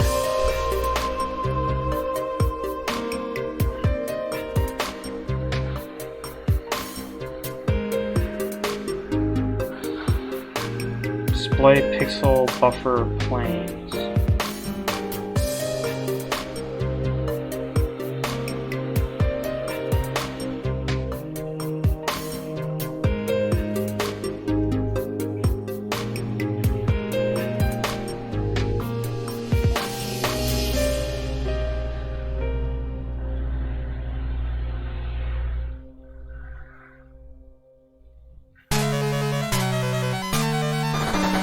So all the image converters at RGB 832, is there...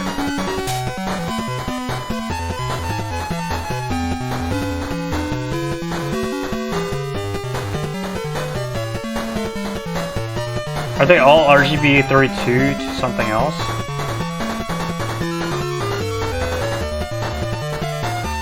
I'm guessing, yeah. BGRX.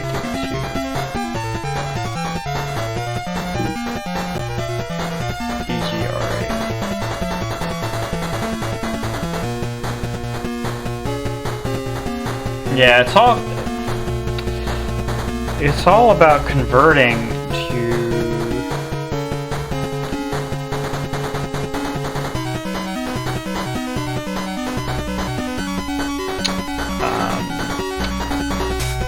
what I believe is a format that we already have. So, like we need to figure out how to use this pixel viewer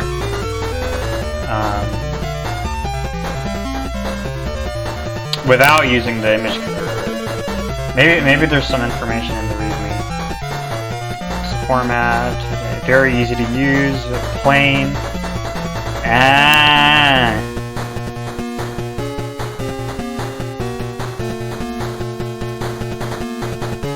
Yeah, this is what we want.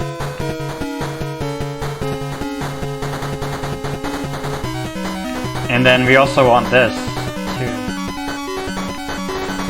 Thank you, README.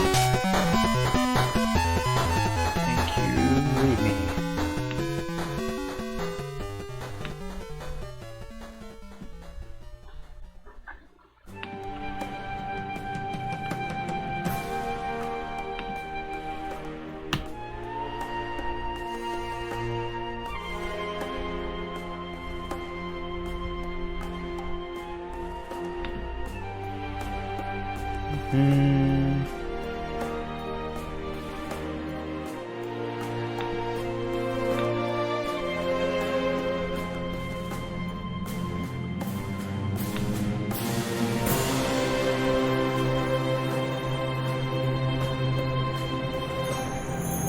Twenty 48, 27, 32.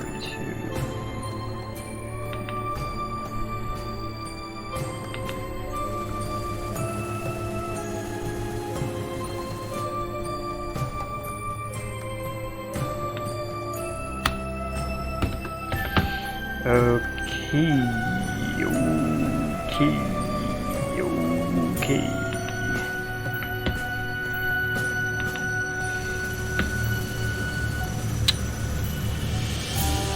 And this is our pixel buffer, which I think is not the vimage buffer, but rather probably just, it's called data, so I'm guessing it just wants this void star.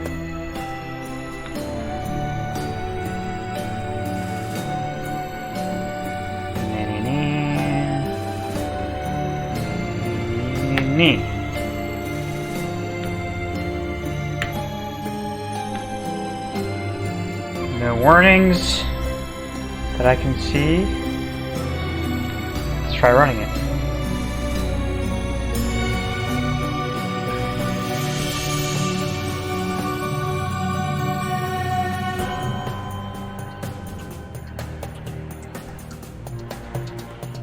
Now, if this succeeds, we should see my captured virtual desktop output on the iPad screen. And if it fails, I am not sure what we'll see. I think I forgot to comment something out.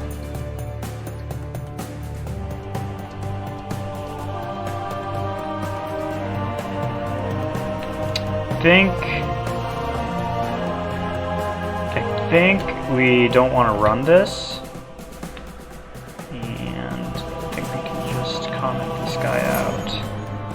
Because I think what it's doing. Yeah.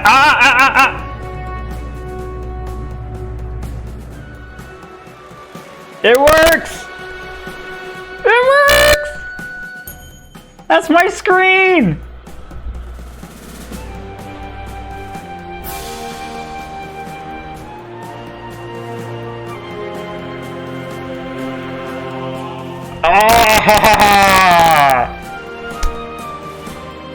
Oh my god, this is gonna be so much less work than I thought. Thank you, whoever made this library. Thank you for making this, because it is going to make our lives much easier.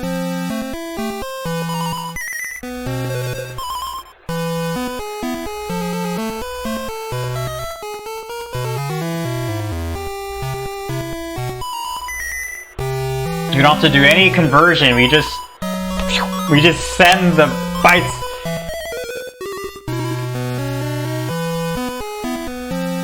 Ah, man, I'm so happy.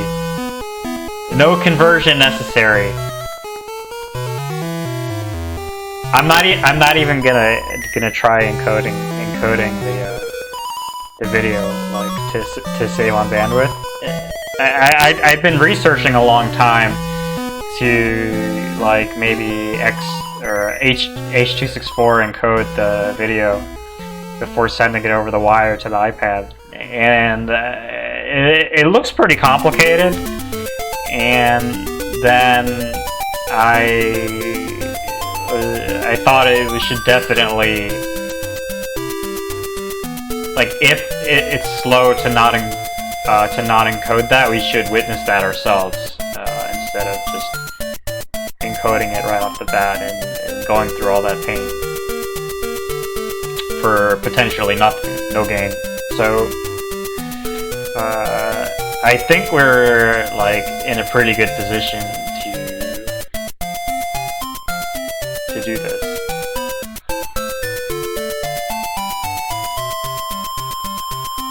Oh man, I really wasn't expecting to see that picture on the screen.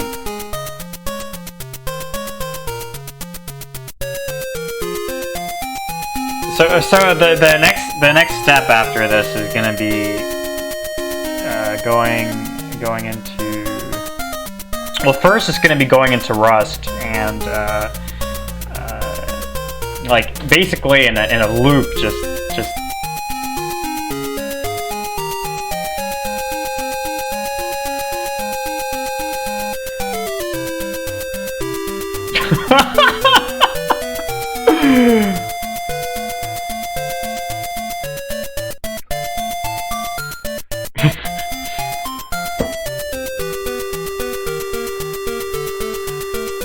that would be pretty insane. It's pretty far outside the scope of this project. Cause like,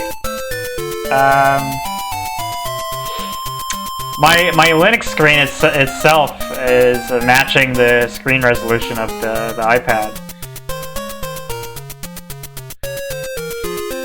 Oh man, I'm so happy about this working. I can't even bring myself to keep coding, but I will. I'll at least get the bytes going in Rust and send them over the wire, and then on the next stream we'll try to do something with them on the iOS side using this lib. And now we'll just close this virtual machine, because I don't think we'll need it. And close the iPad too.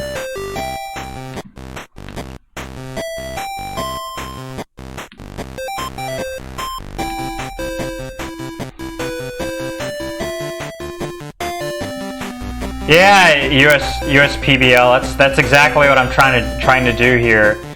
There are like solutions for both Mac and Windows that do this, and I found nothing for Linux except this tool that facilitates using a virtual display over VNC. But VNC just really doesn't cut it. It's just god awfully slow, and I can't even like rely on it to show compilation output of my programs. It's like it's so slow that I have to wait to see my compilation output. So I was really surprised that no one had written this for Linux, because it looks like all of the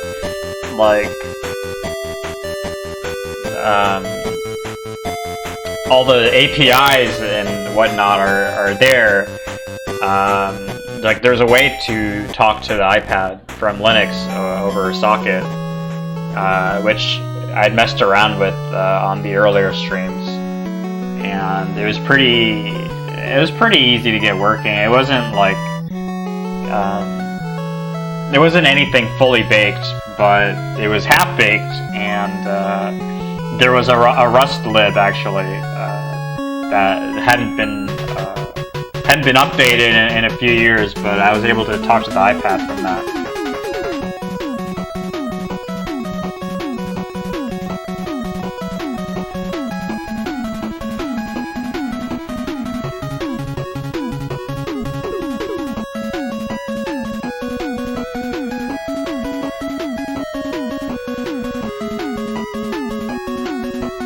Oh yeah. Like that's probably like way easier than trying to show like a video on there, but like,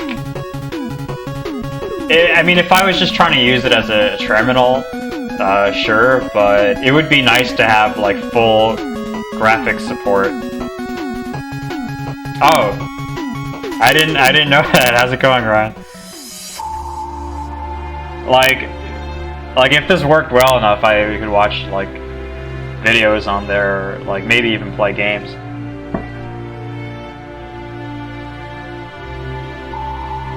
It's because I'm traveling and I just have a small screen, and it's really frustrating sometimes.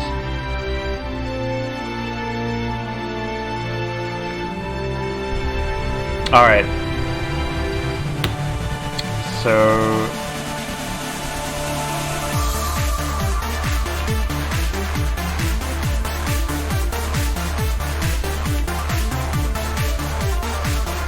Yeah, that's a good question. I figure they must be like I'm able to play a freaking game over the internet. Oh, interesting.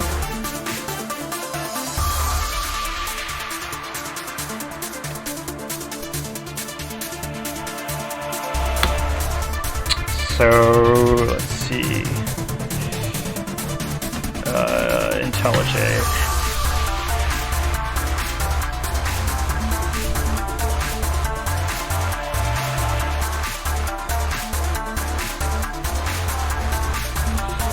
Yeah, I mean, like whether or not it can play games or not is not a deal breaker for me. If I can get any semblance of functionality out of it, I'll be happy. Even if it's like 500 milliseconds behind, that's fine with me.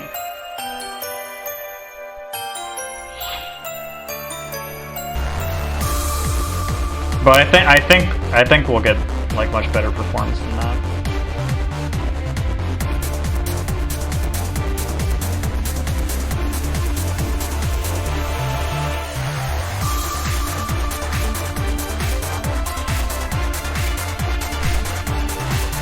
So here's all this garbage ass code,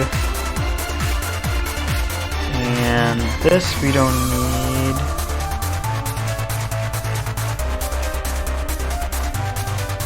I originally thought I would have to encode the video to like H.264 or something, but I just don't know. Like, I don't know what the bandwidth actually is.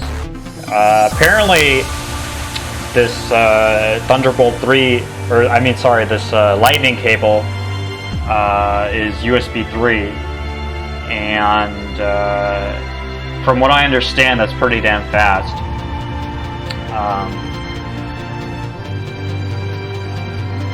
So I want to try it without video encoding first. But apparently the people who made Duet and all those other programs that do this, they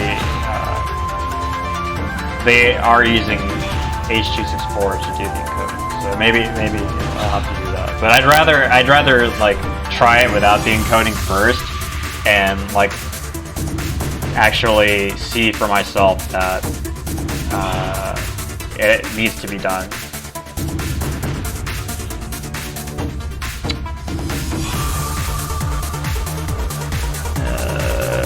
This is converting it to BMP, which we don't need anymore.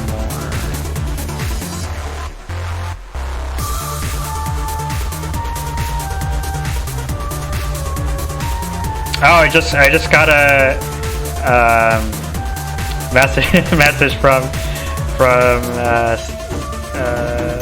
Vecker watching on the Rust Discord, and he said that USB 3 is 5 gigabits per second, which sounds pretty damn fast.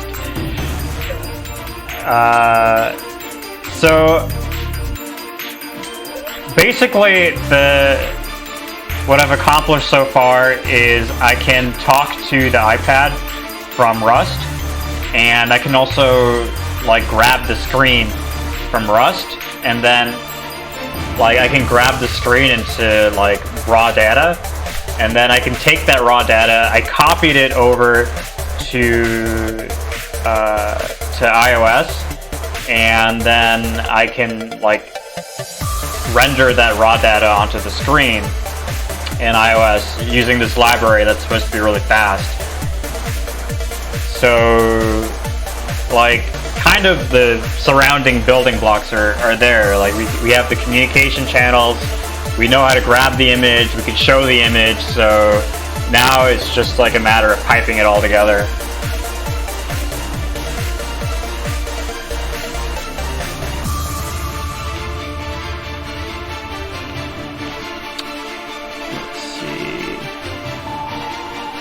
This is our old main, which does the communication.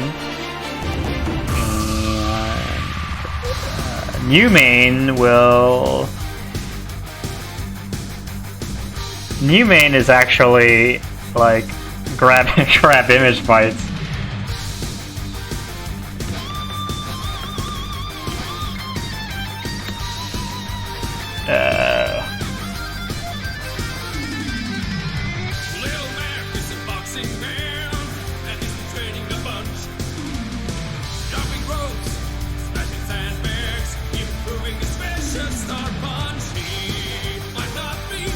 Oh, interesting.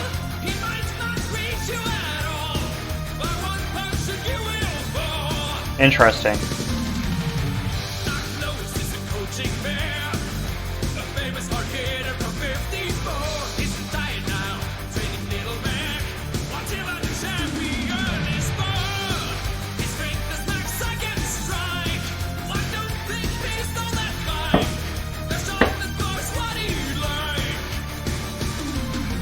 Yeah, I guess you could actually like compute how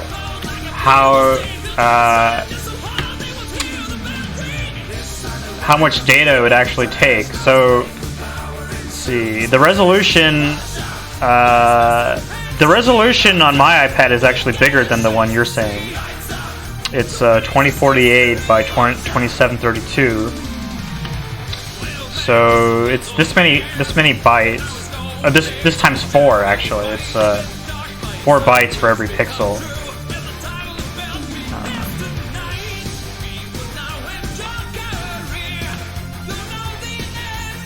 Times 60, right? Yeah, it's like the 13-inch iPad Pro.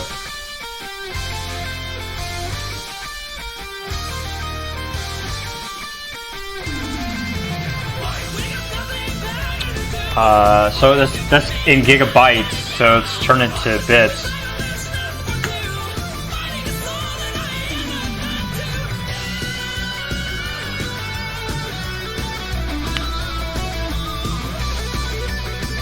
No, 4 bytes is pretty big, man.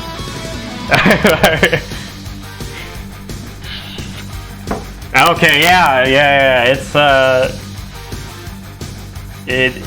It might not work at 60 frames per second.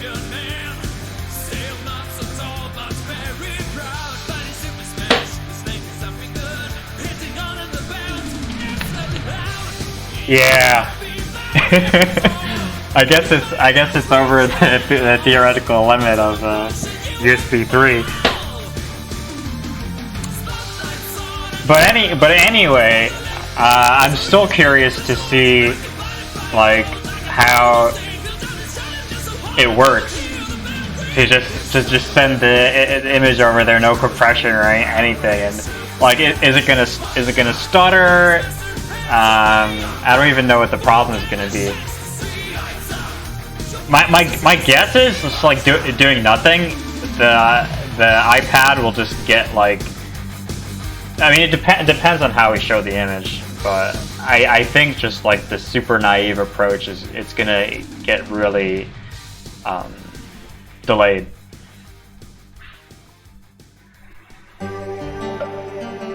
Like, over time it'll get more and more delayed.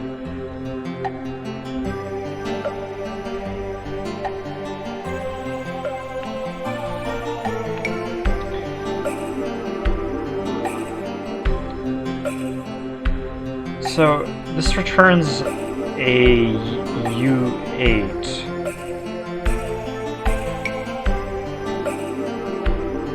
I want to return the data itself though. I might have to return this image.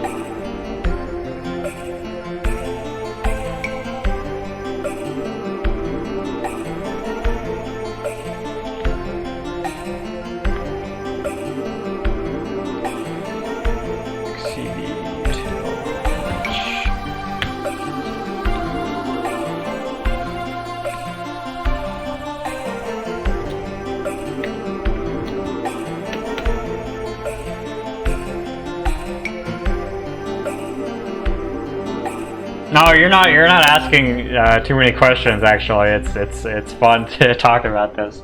That's the reason I'm streaming is it's fun to chat instead of working all by myself.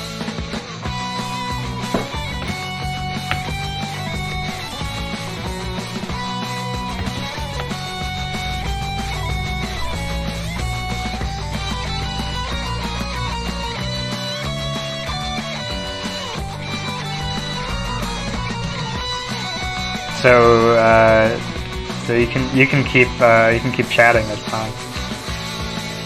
Okay. Yeah, code for connecting to iPad. We'll need it later. Need it now.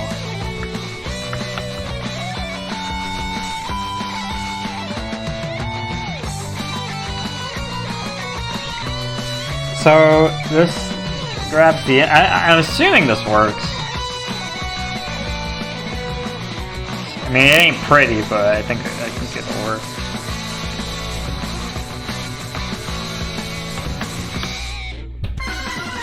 Does it compile?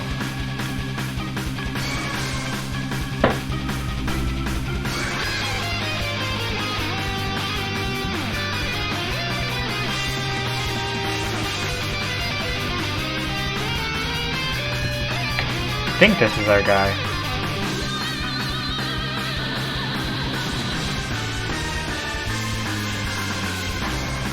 Oh, interesting. It doesn't own it.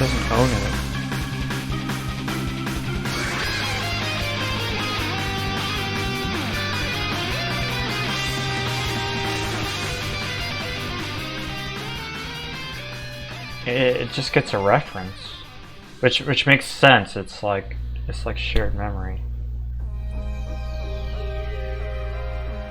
Does that mean I can just return the?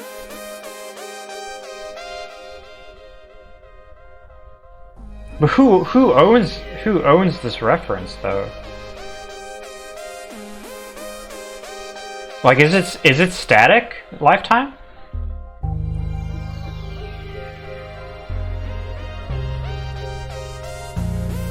Maybe I can just return the bytes.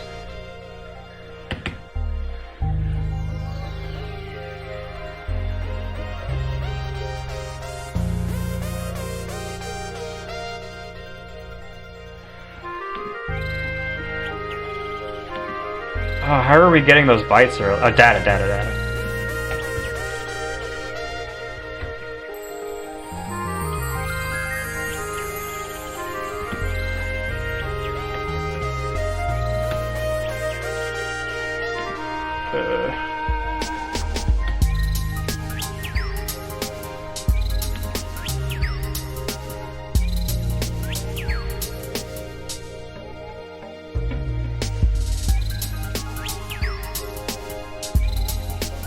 Oh,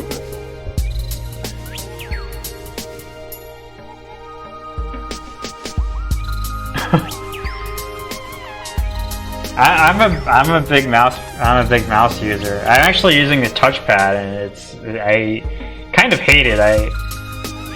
I always miss my target and I have to come back around to get it.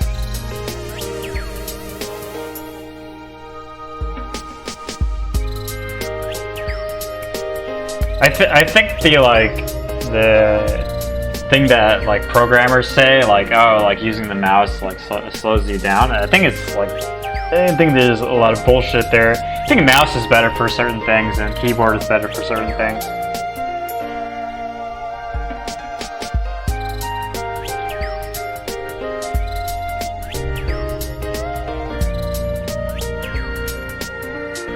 This is the image. We're making it here.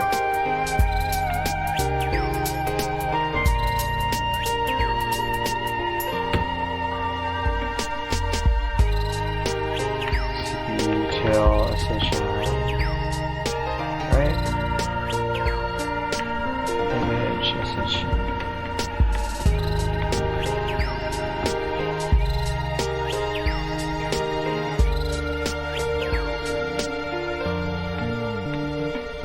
Yeah, you do spend a lot of time thinking.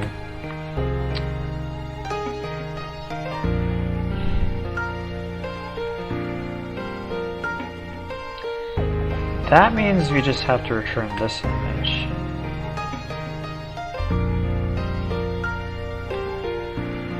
And I'm pretty sure don't actually need to assign this.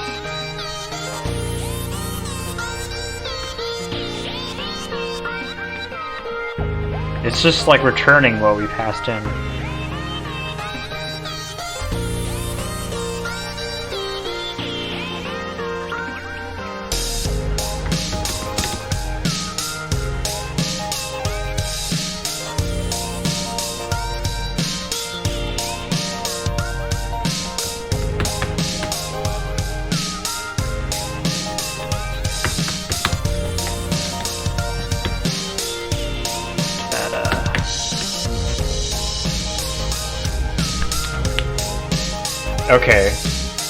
Okay.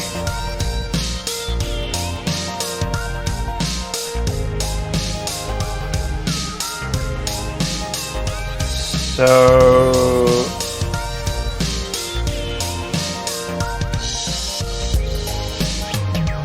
this is now the tricky part.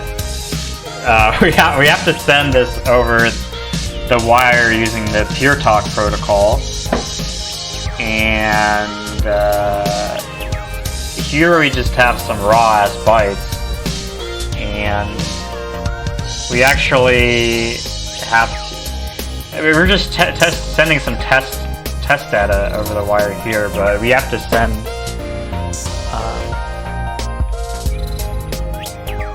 real ass data over the wire instead of this pow string. So for that, we have this example code that I was looking at earlier.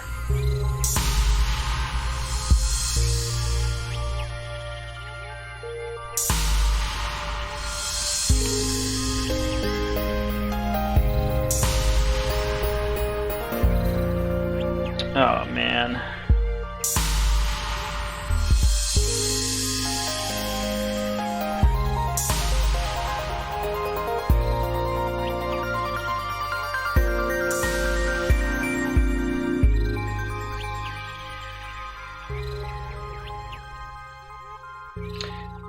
Oh man, I don't know how to do this. Okay, so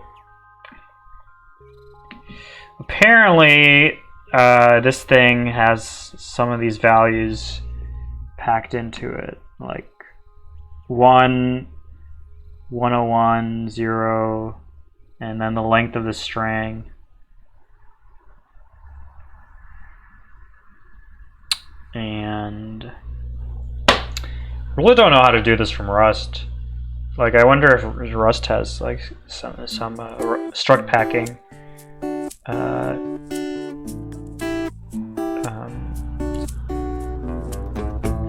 interface that's like Python's. Maybe. Rust struct bit packing.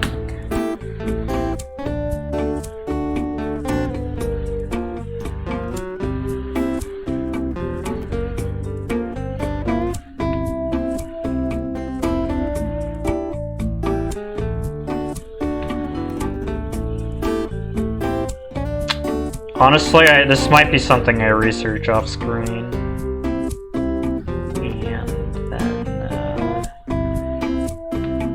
Be Googling on the stream and looking for information about things I do not know about.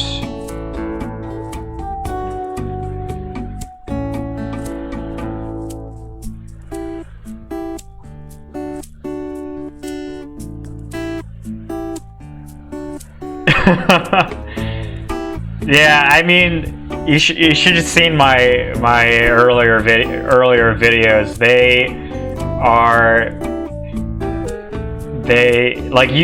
By the time you joined the screen, I had some success, but I had a lot of problems on this stream, and a lot on the previous one, and a lot on the one before that, and that was with preparation.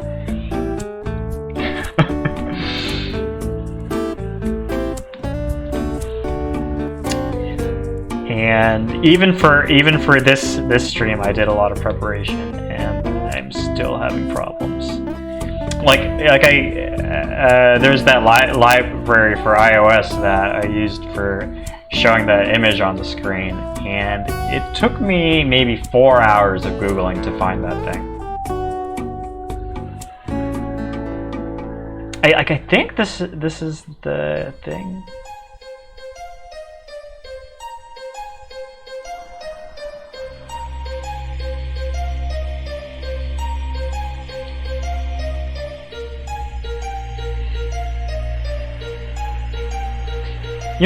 You know, like the problem is I don't understand even what this does.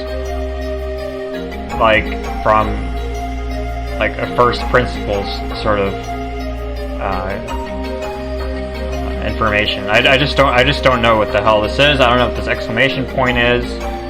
Like I generally understand that it's taking some like information and like packing it into a binary format, and that's really all I know.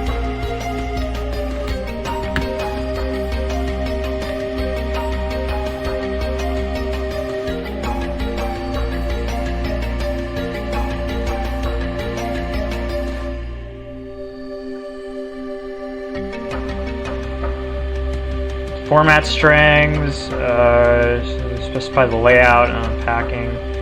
Format characters, okay. Ah, great. So this tells me what all this is. So, and are there spaces in between? What are the spaces for? And what's the exclamation point?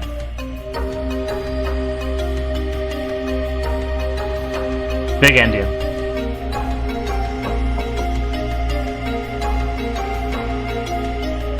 But what about spaces? Is that just mean like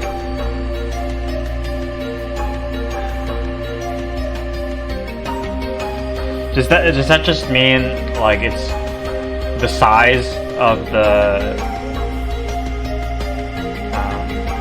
or something?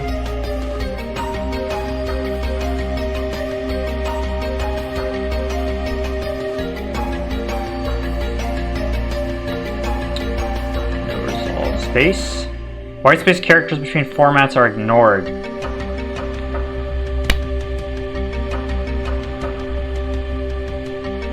That's what that means.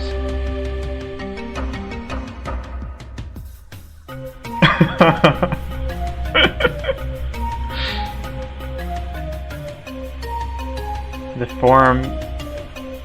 I can't remember where network by order is big. Okay. Jokes.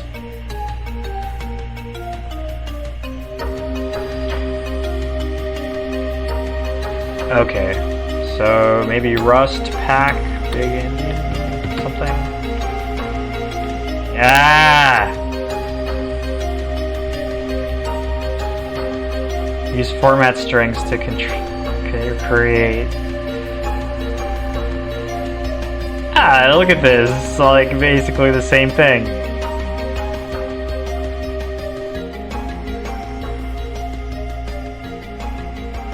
Yeah, this is what we want.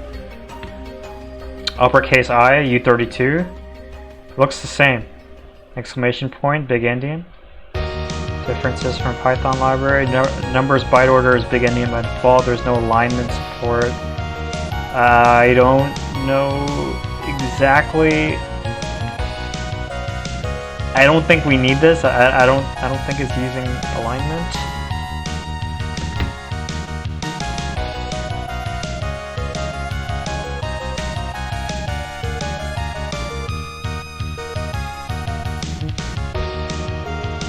I think it's okay.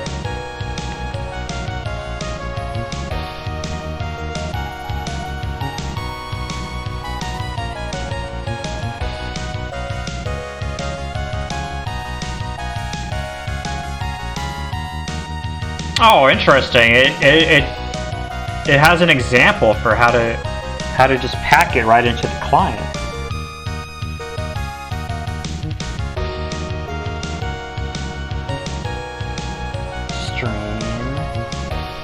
Is there a stream here? Client, server connect. Connection.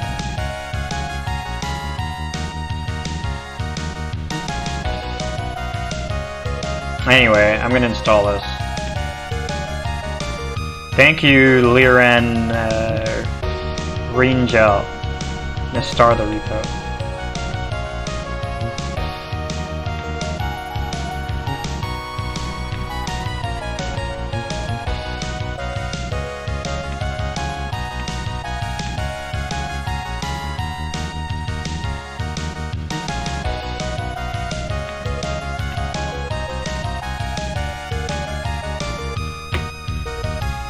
Yeah, I know, man. This is like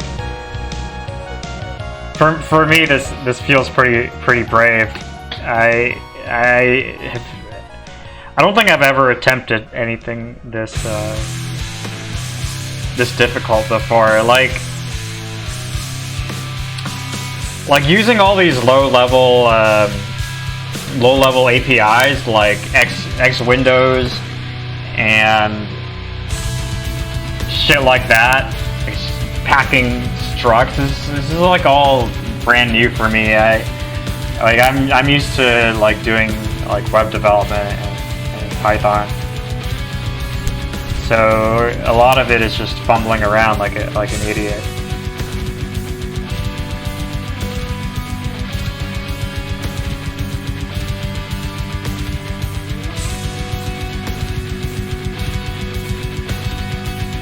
Okay.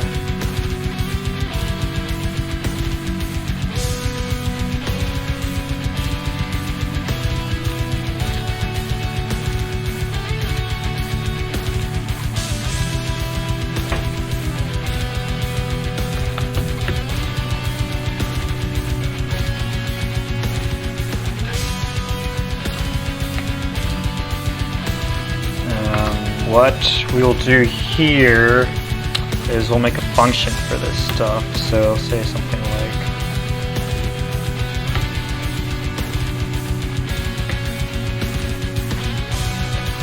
we'll just send like any U8 byte slice and any writer. I think that's not writer, write.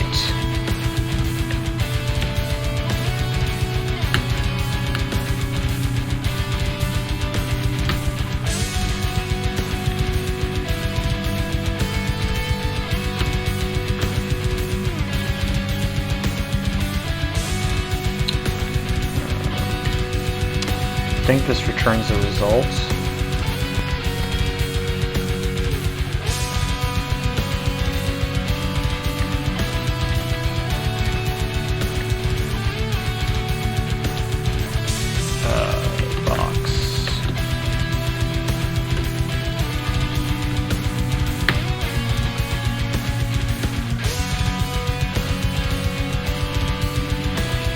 Okay.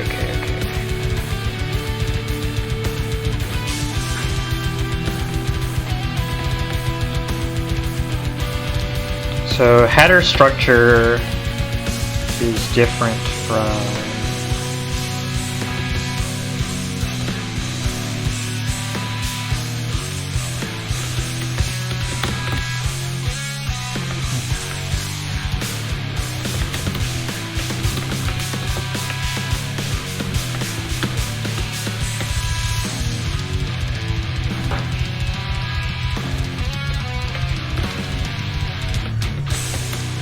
that 4 eyes.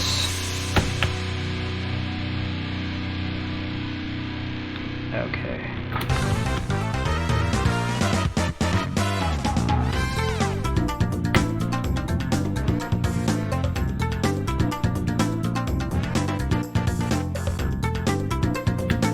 Header structure dot pack.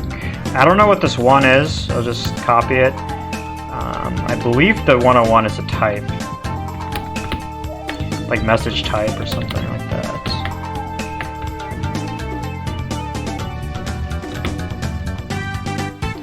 And then this is the length, so I think it's len. Plus 4.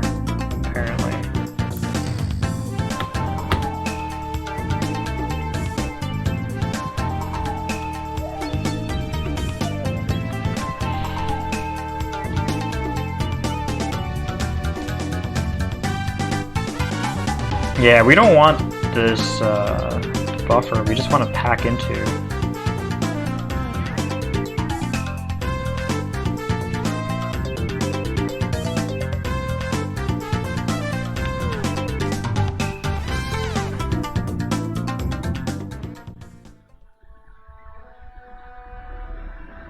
Pack into, where are you? Ah.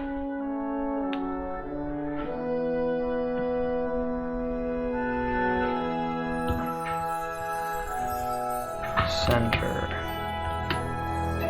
Does it compile?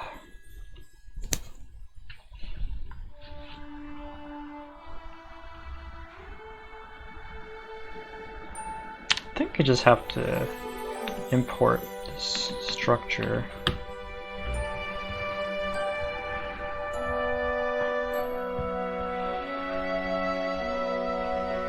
Use structure.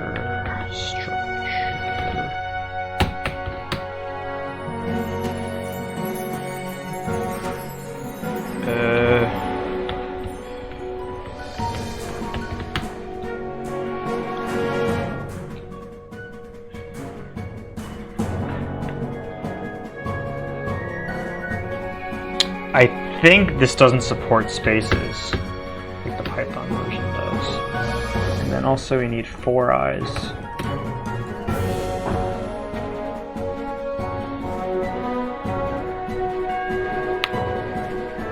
One, two, three. We need 4. 1, 2. There's a 0. I don't know what the 0 does.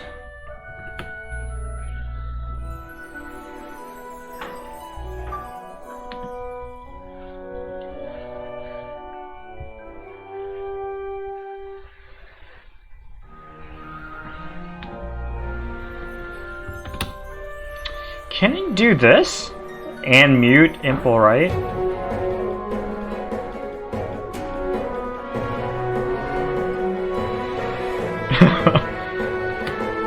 Honestly, you're not too far off. It's Rainwave All, and we are listening to Vampire Hunter Dan stuff. Oh cool, Blood Rain is up next.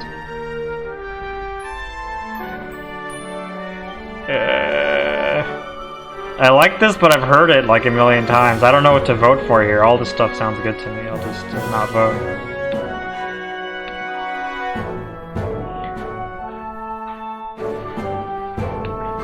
I think I can do this. I think I can do mute impl right.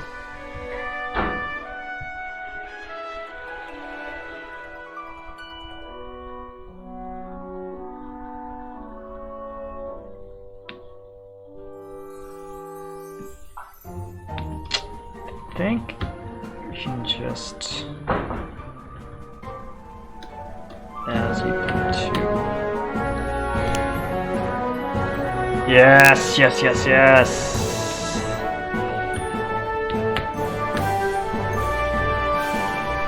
Compiles. Okay, so that is the header. Okay. And then we need to send the payload. So that'll be similar.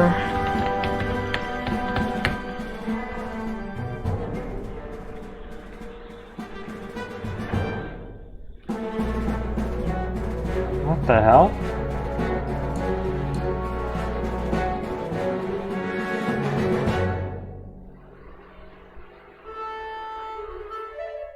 Okay. So, can I use format strings in this?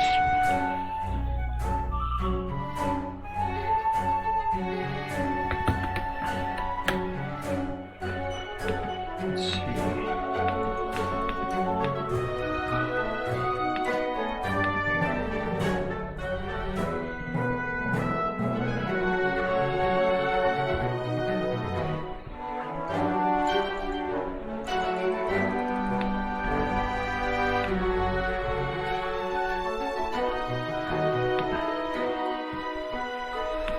Structure macro impl. Oh wow, it's in a different crate.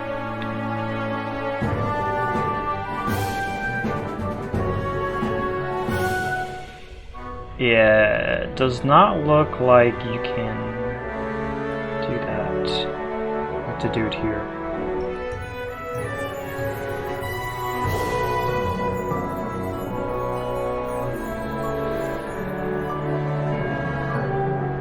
Yeah, that's our guy.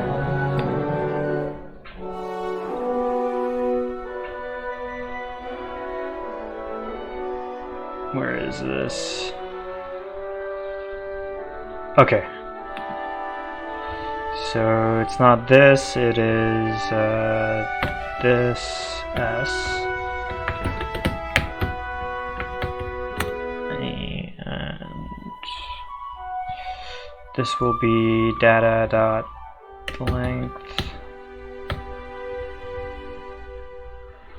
And we're missing an I here.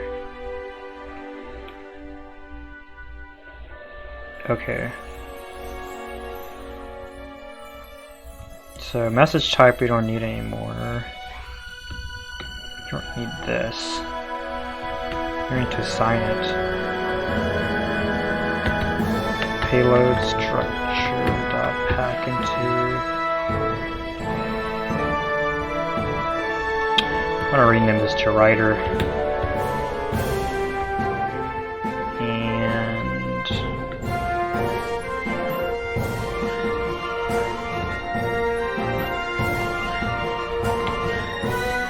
Okay. I think there's only two values here. That is, what is it? It's the length and then the payload. So,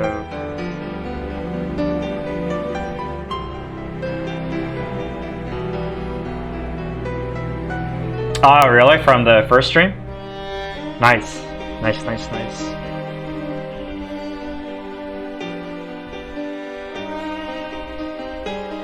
Yeah, I'm glad I didn't buy an expensive mic. I was testing it out before I started streaming, and it sounded pretty good to me.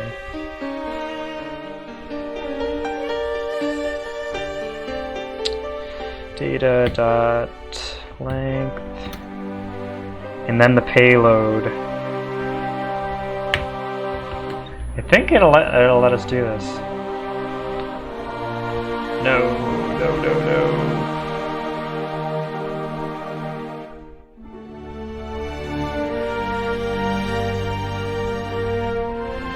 Takes a literal string as an argument. Does that mean we don't have to put the size of it in there?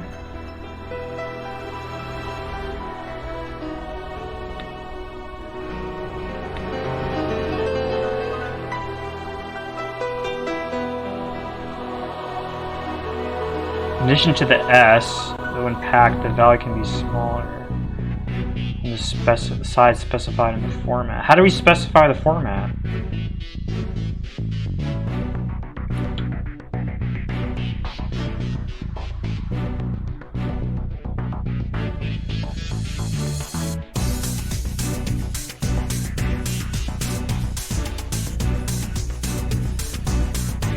What?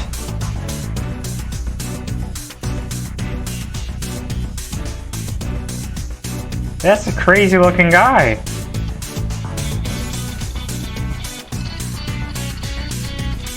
Kind of looks like the gopher.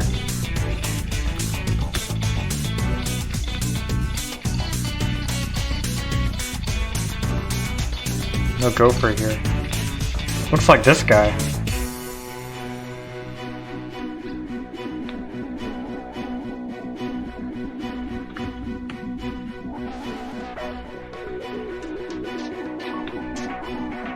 From Final Fantasy IV?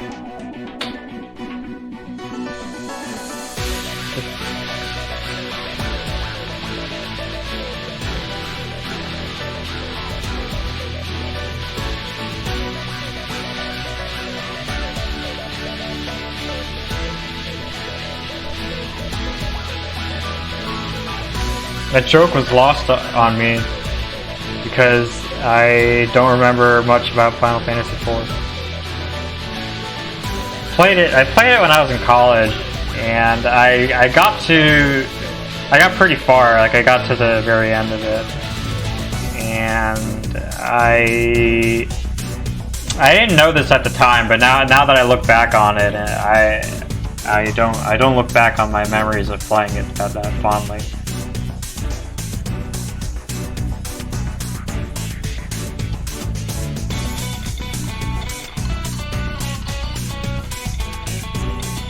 How? Maybe you can just. Maybe you can just do this.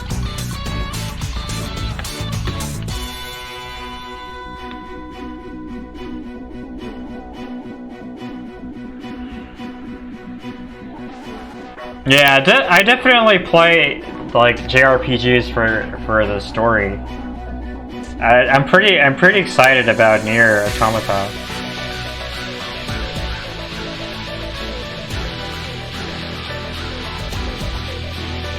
Yeah, that doesn't fly. Maybe?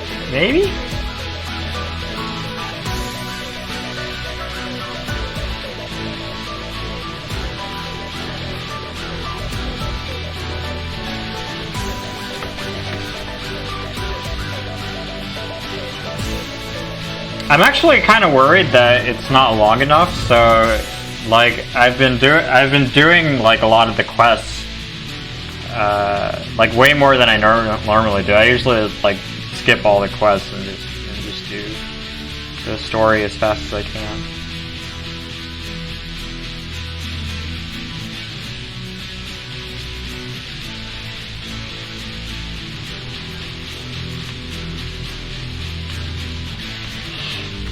Okay. I hope the size of this thing fits in a U32. Okay, well, let's just do this.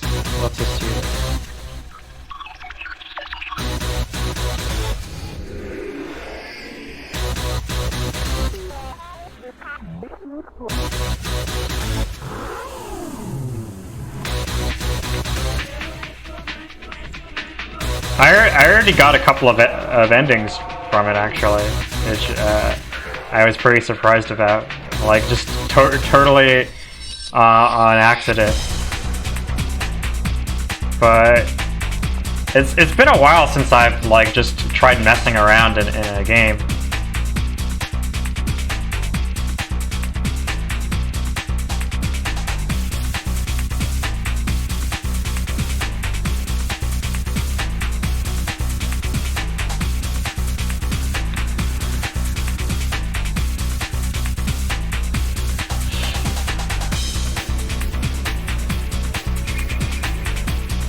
Oh, interesting.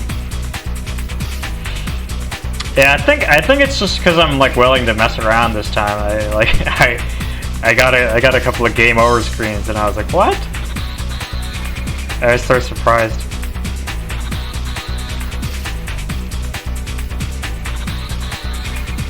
It definitely reminds me of of Final Fantasy. Like sometimes I think that like this is what Final Fantasy 15 should have been.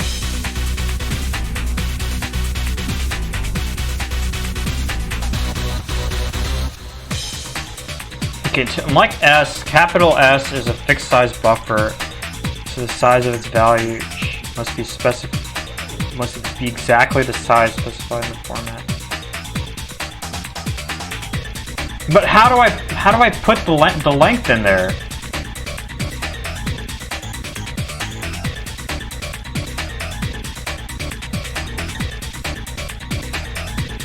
Because it only takes this fucking string literal.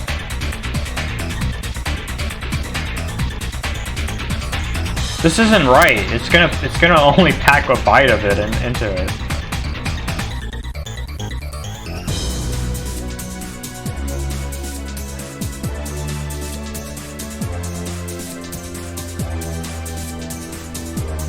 I think.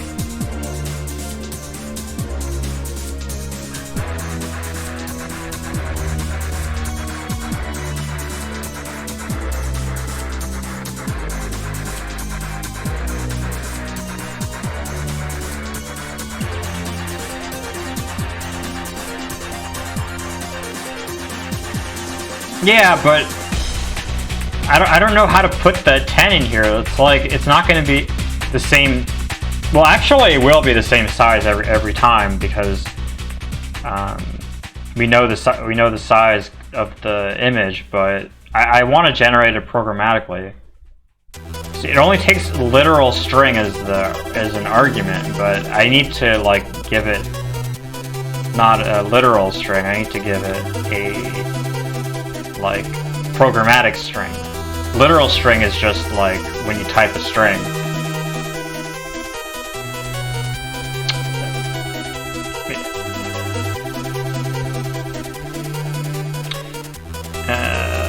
Just look at the code, I guess. Sometimes you just have to look at the code.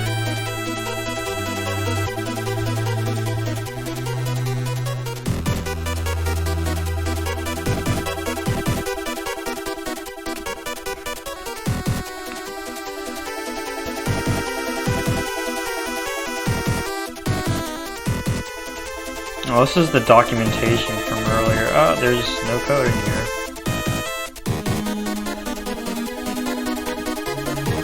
What's the point of this? What's the point of making this library this way?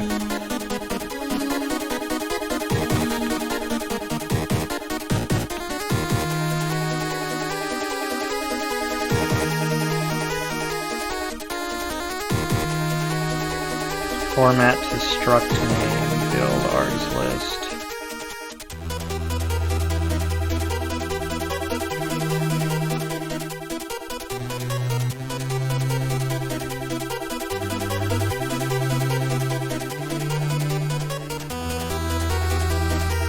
Jesus Christ. Jesus Christ.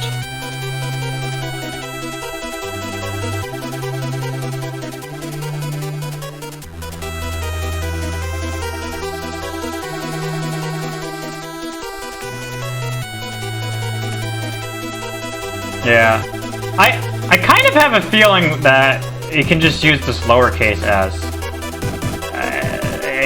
I kind of have that feeling, and what we can do is just test this out. So instead of this crap,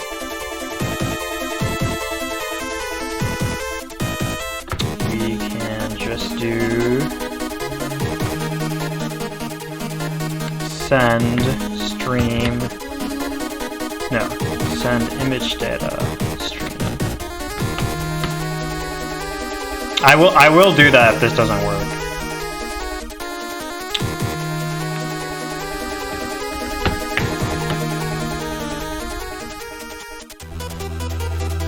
Yeah, exactly. I have a feeling that it's gonna let me make this whatever size I want it to be.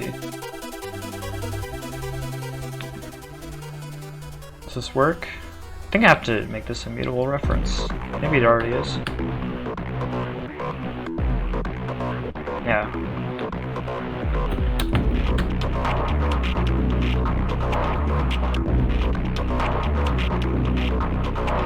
Write is not implemented. USB mux stream.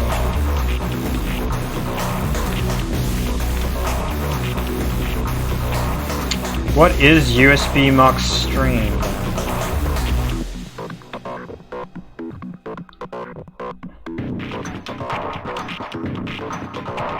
Yeah, it has send raw, but doesn't implement write. Self.inner. Does Unix? I think Unix stream will. Maybe I can just cheat. I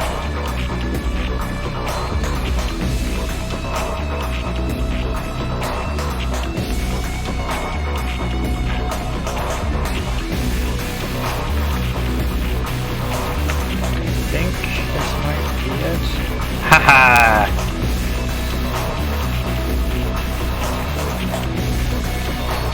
Okay. So this would, in theory, send the data to my iPad, and I have it turned off. So just to test it out real quick, what we should see here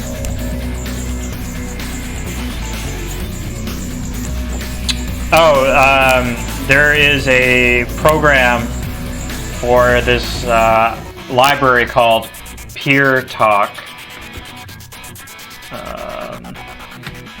This thing. So this came with an example program that that I was using for testing. And actually, in the README for this project, it says that the people who made Duet, which is a screen, use your iPad screen as a display from Mac program. Apparently, the Duet people use this library themselves. I don't know if they use it anymore.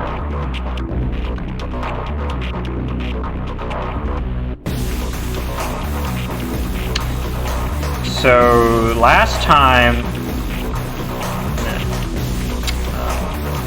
call myself on Skype.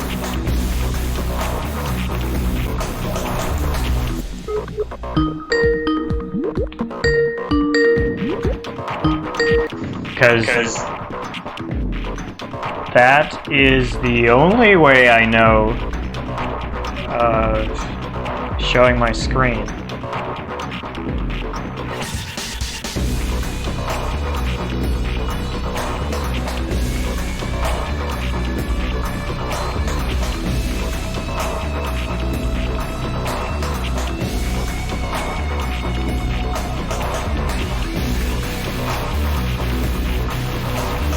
And hopefully this PeerTalk program still opens. Cool, it does.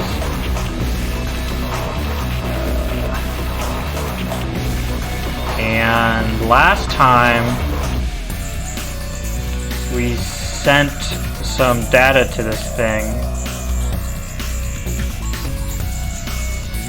from Rust, which is what we're doing now.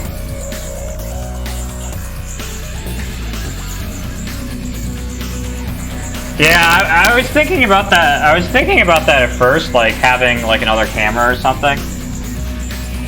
But on the very first stream, I had like Skype running, I had OBS running, and I had a Mac VM running, and I had IntelliJ running all at the same time, and it actually handled it. Which I'm pretty blown away by. Okay, so this is like the old code. I commented out the new stuff just to get rid of any variables, and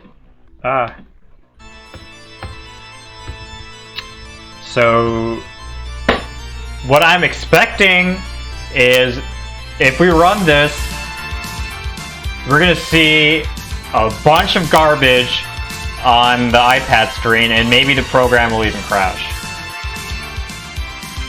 The iPad program. Hopefully the Rust program doesn't crash, because that's not what I'm expecting to happen.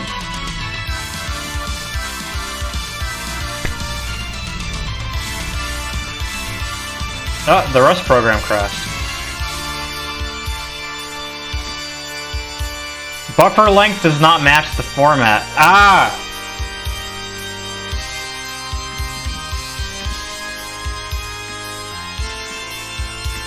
Fucking fucker. I don't know how I'm gonna fix this.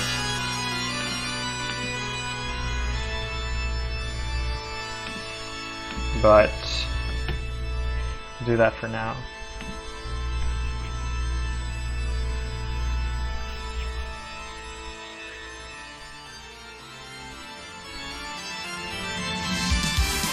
Interesting.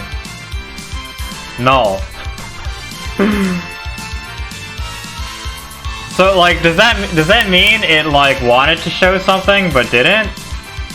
Or is there just something wrong with the way we packed this?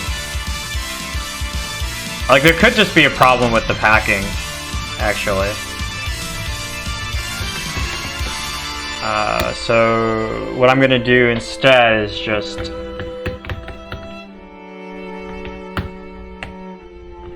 I think this will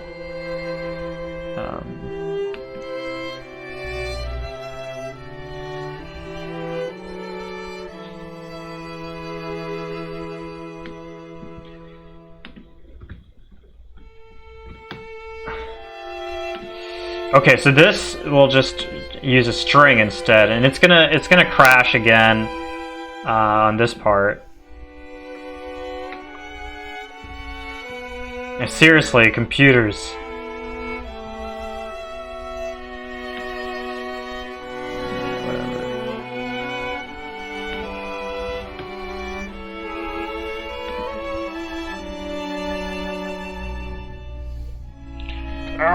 Oh, it does work. It does print it out.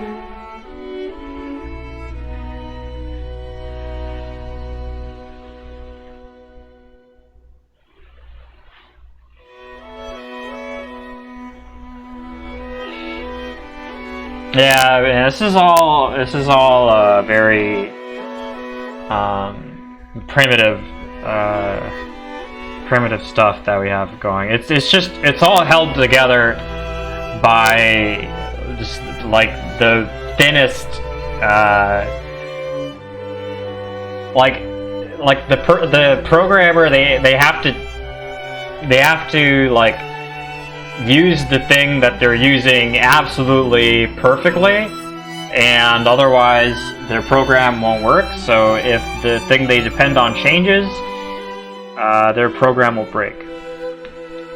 Okay, so I don't really understand why this doesn't work.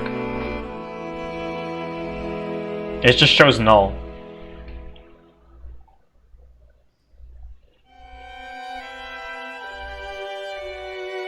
But that doesn't mean the iPad isn't actually getting the.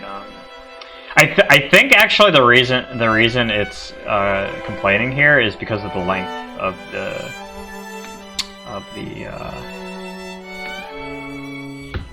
struct. I think it's like expecting to see more, and it's like not seeing it. So we probably want to use that capital S instead.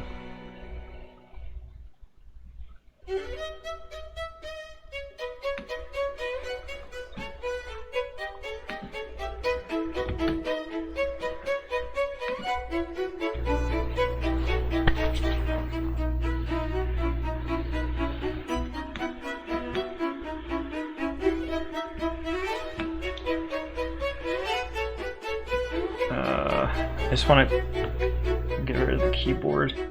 Okay. Okay. That is right. I think I might call this stream pretty soon, actually.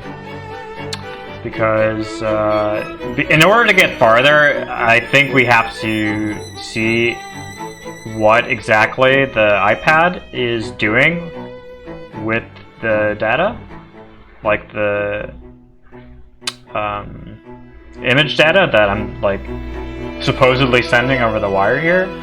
Like I don't know if there's like a problem in transmission or if there's a problem in showing the message. But we would have to look at that, and I don't want to right now. But all in all, I am very happy with the progress made on this stream. First of all, what did we do? I totally forgot already. Oh yeah, first of all, we got the image showing up on the iPad without very much effort. And and then second of all, we like packed the struct like according to the format and the specified in the Python file, and that was pretty easy because of this lib, except for the string literal bullshit, but I'll figure that out later. So I am going to play Nier Automata, but I will not stream it because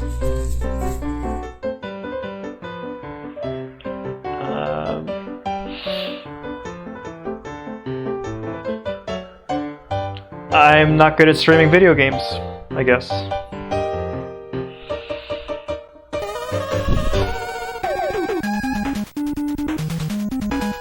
Yeah.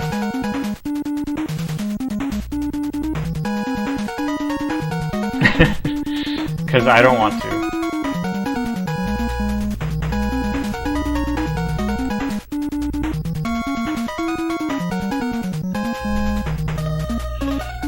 And let's see.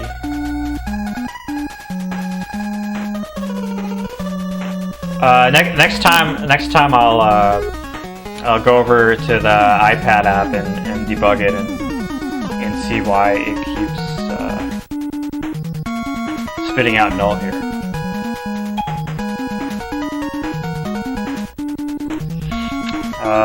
Good stream, and see you next time, whenever that is.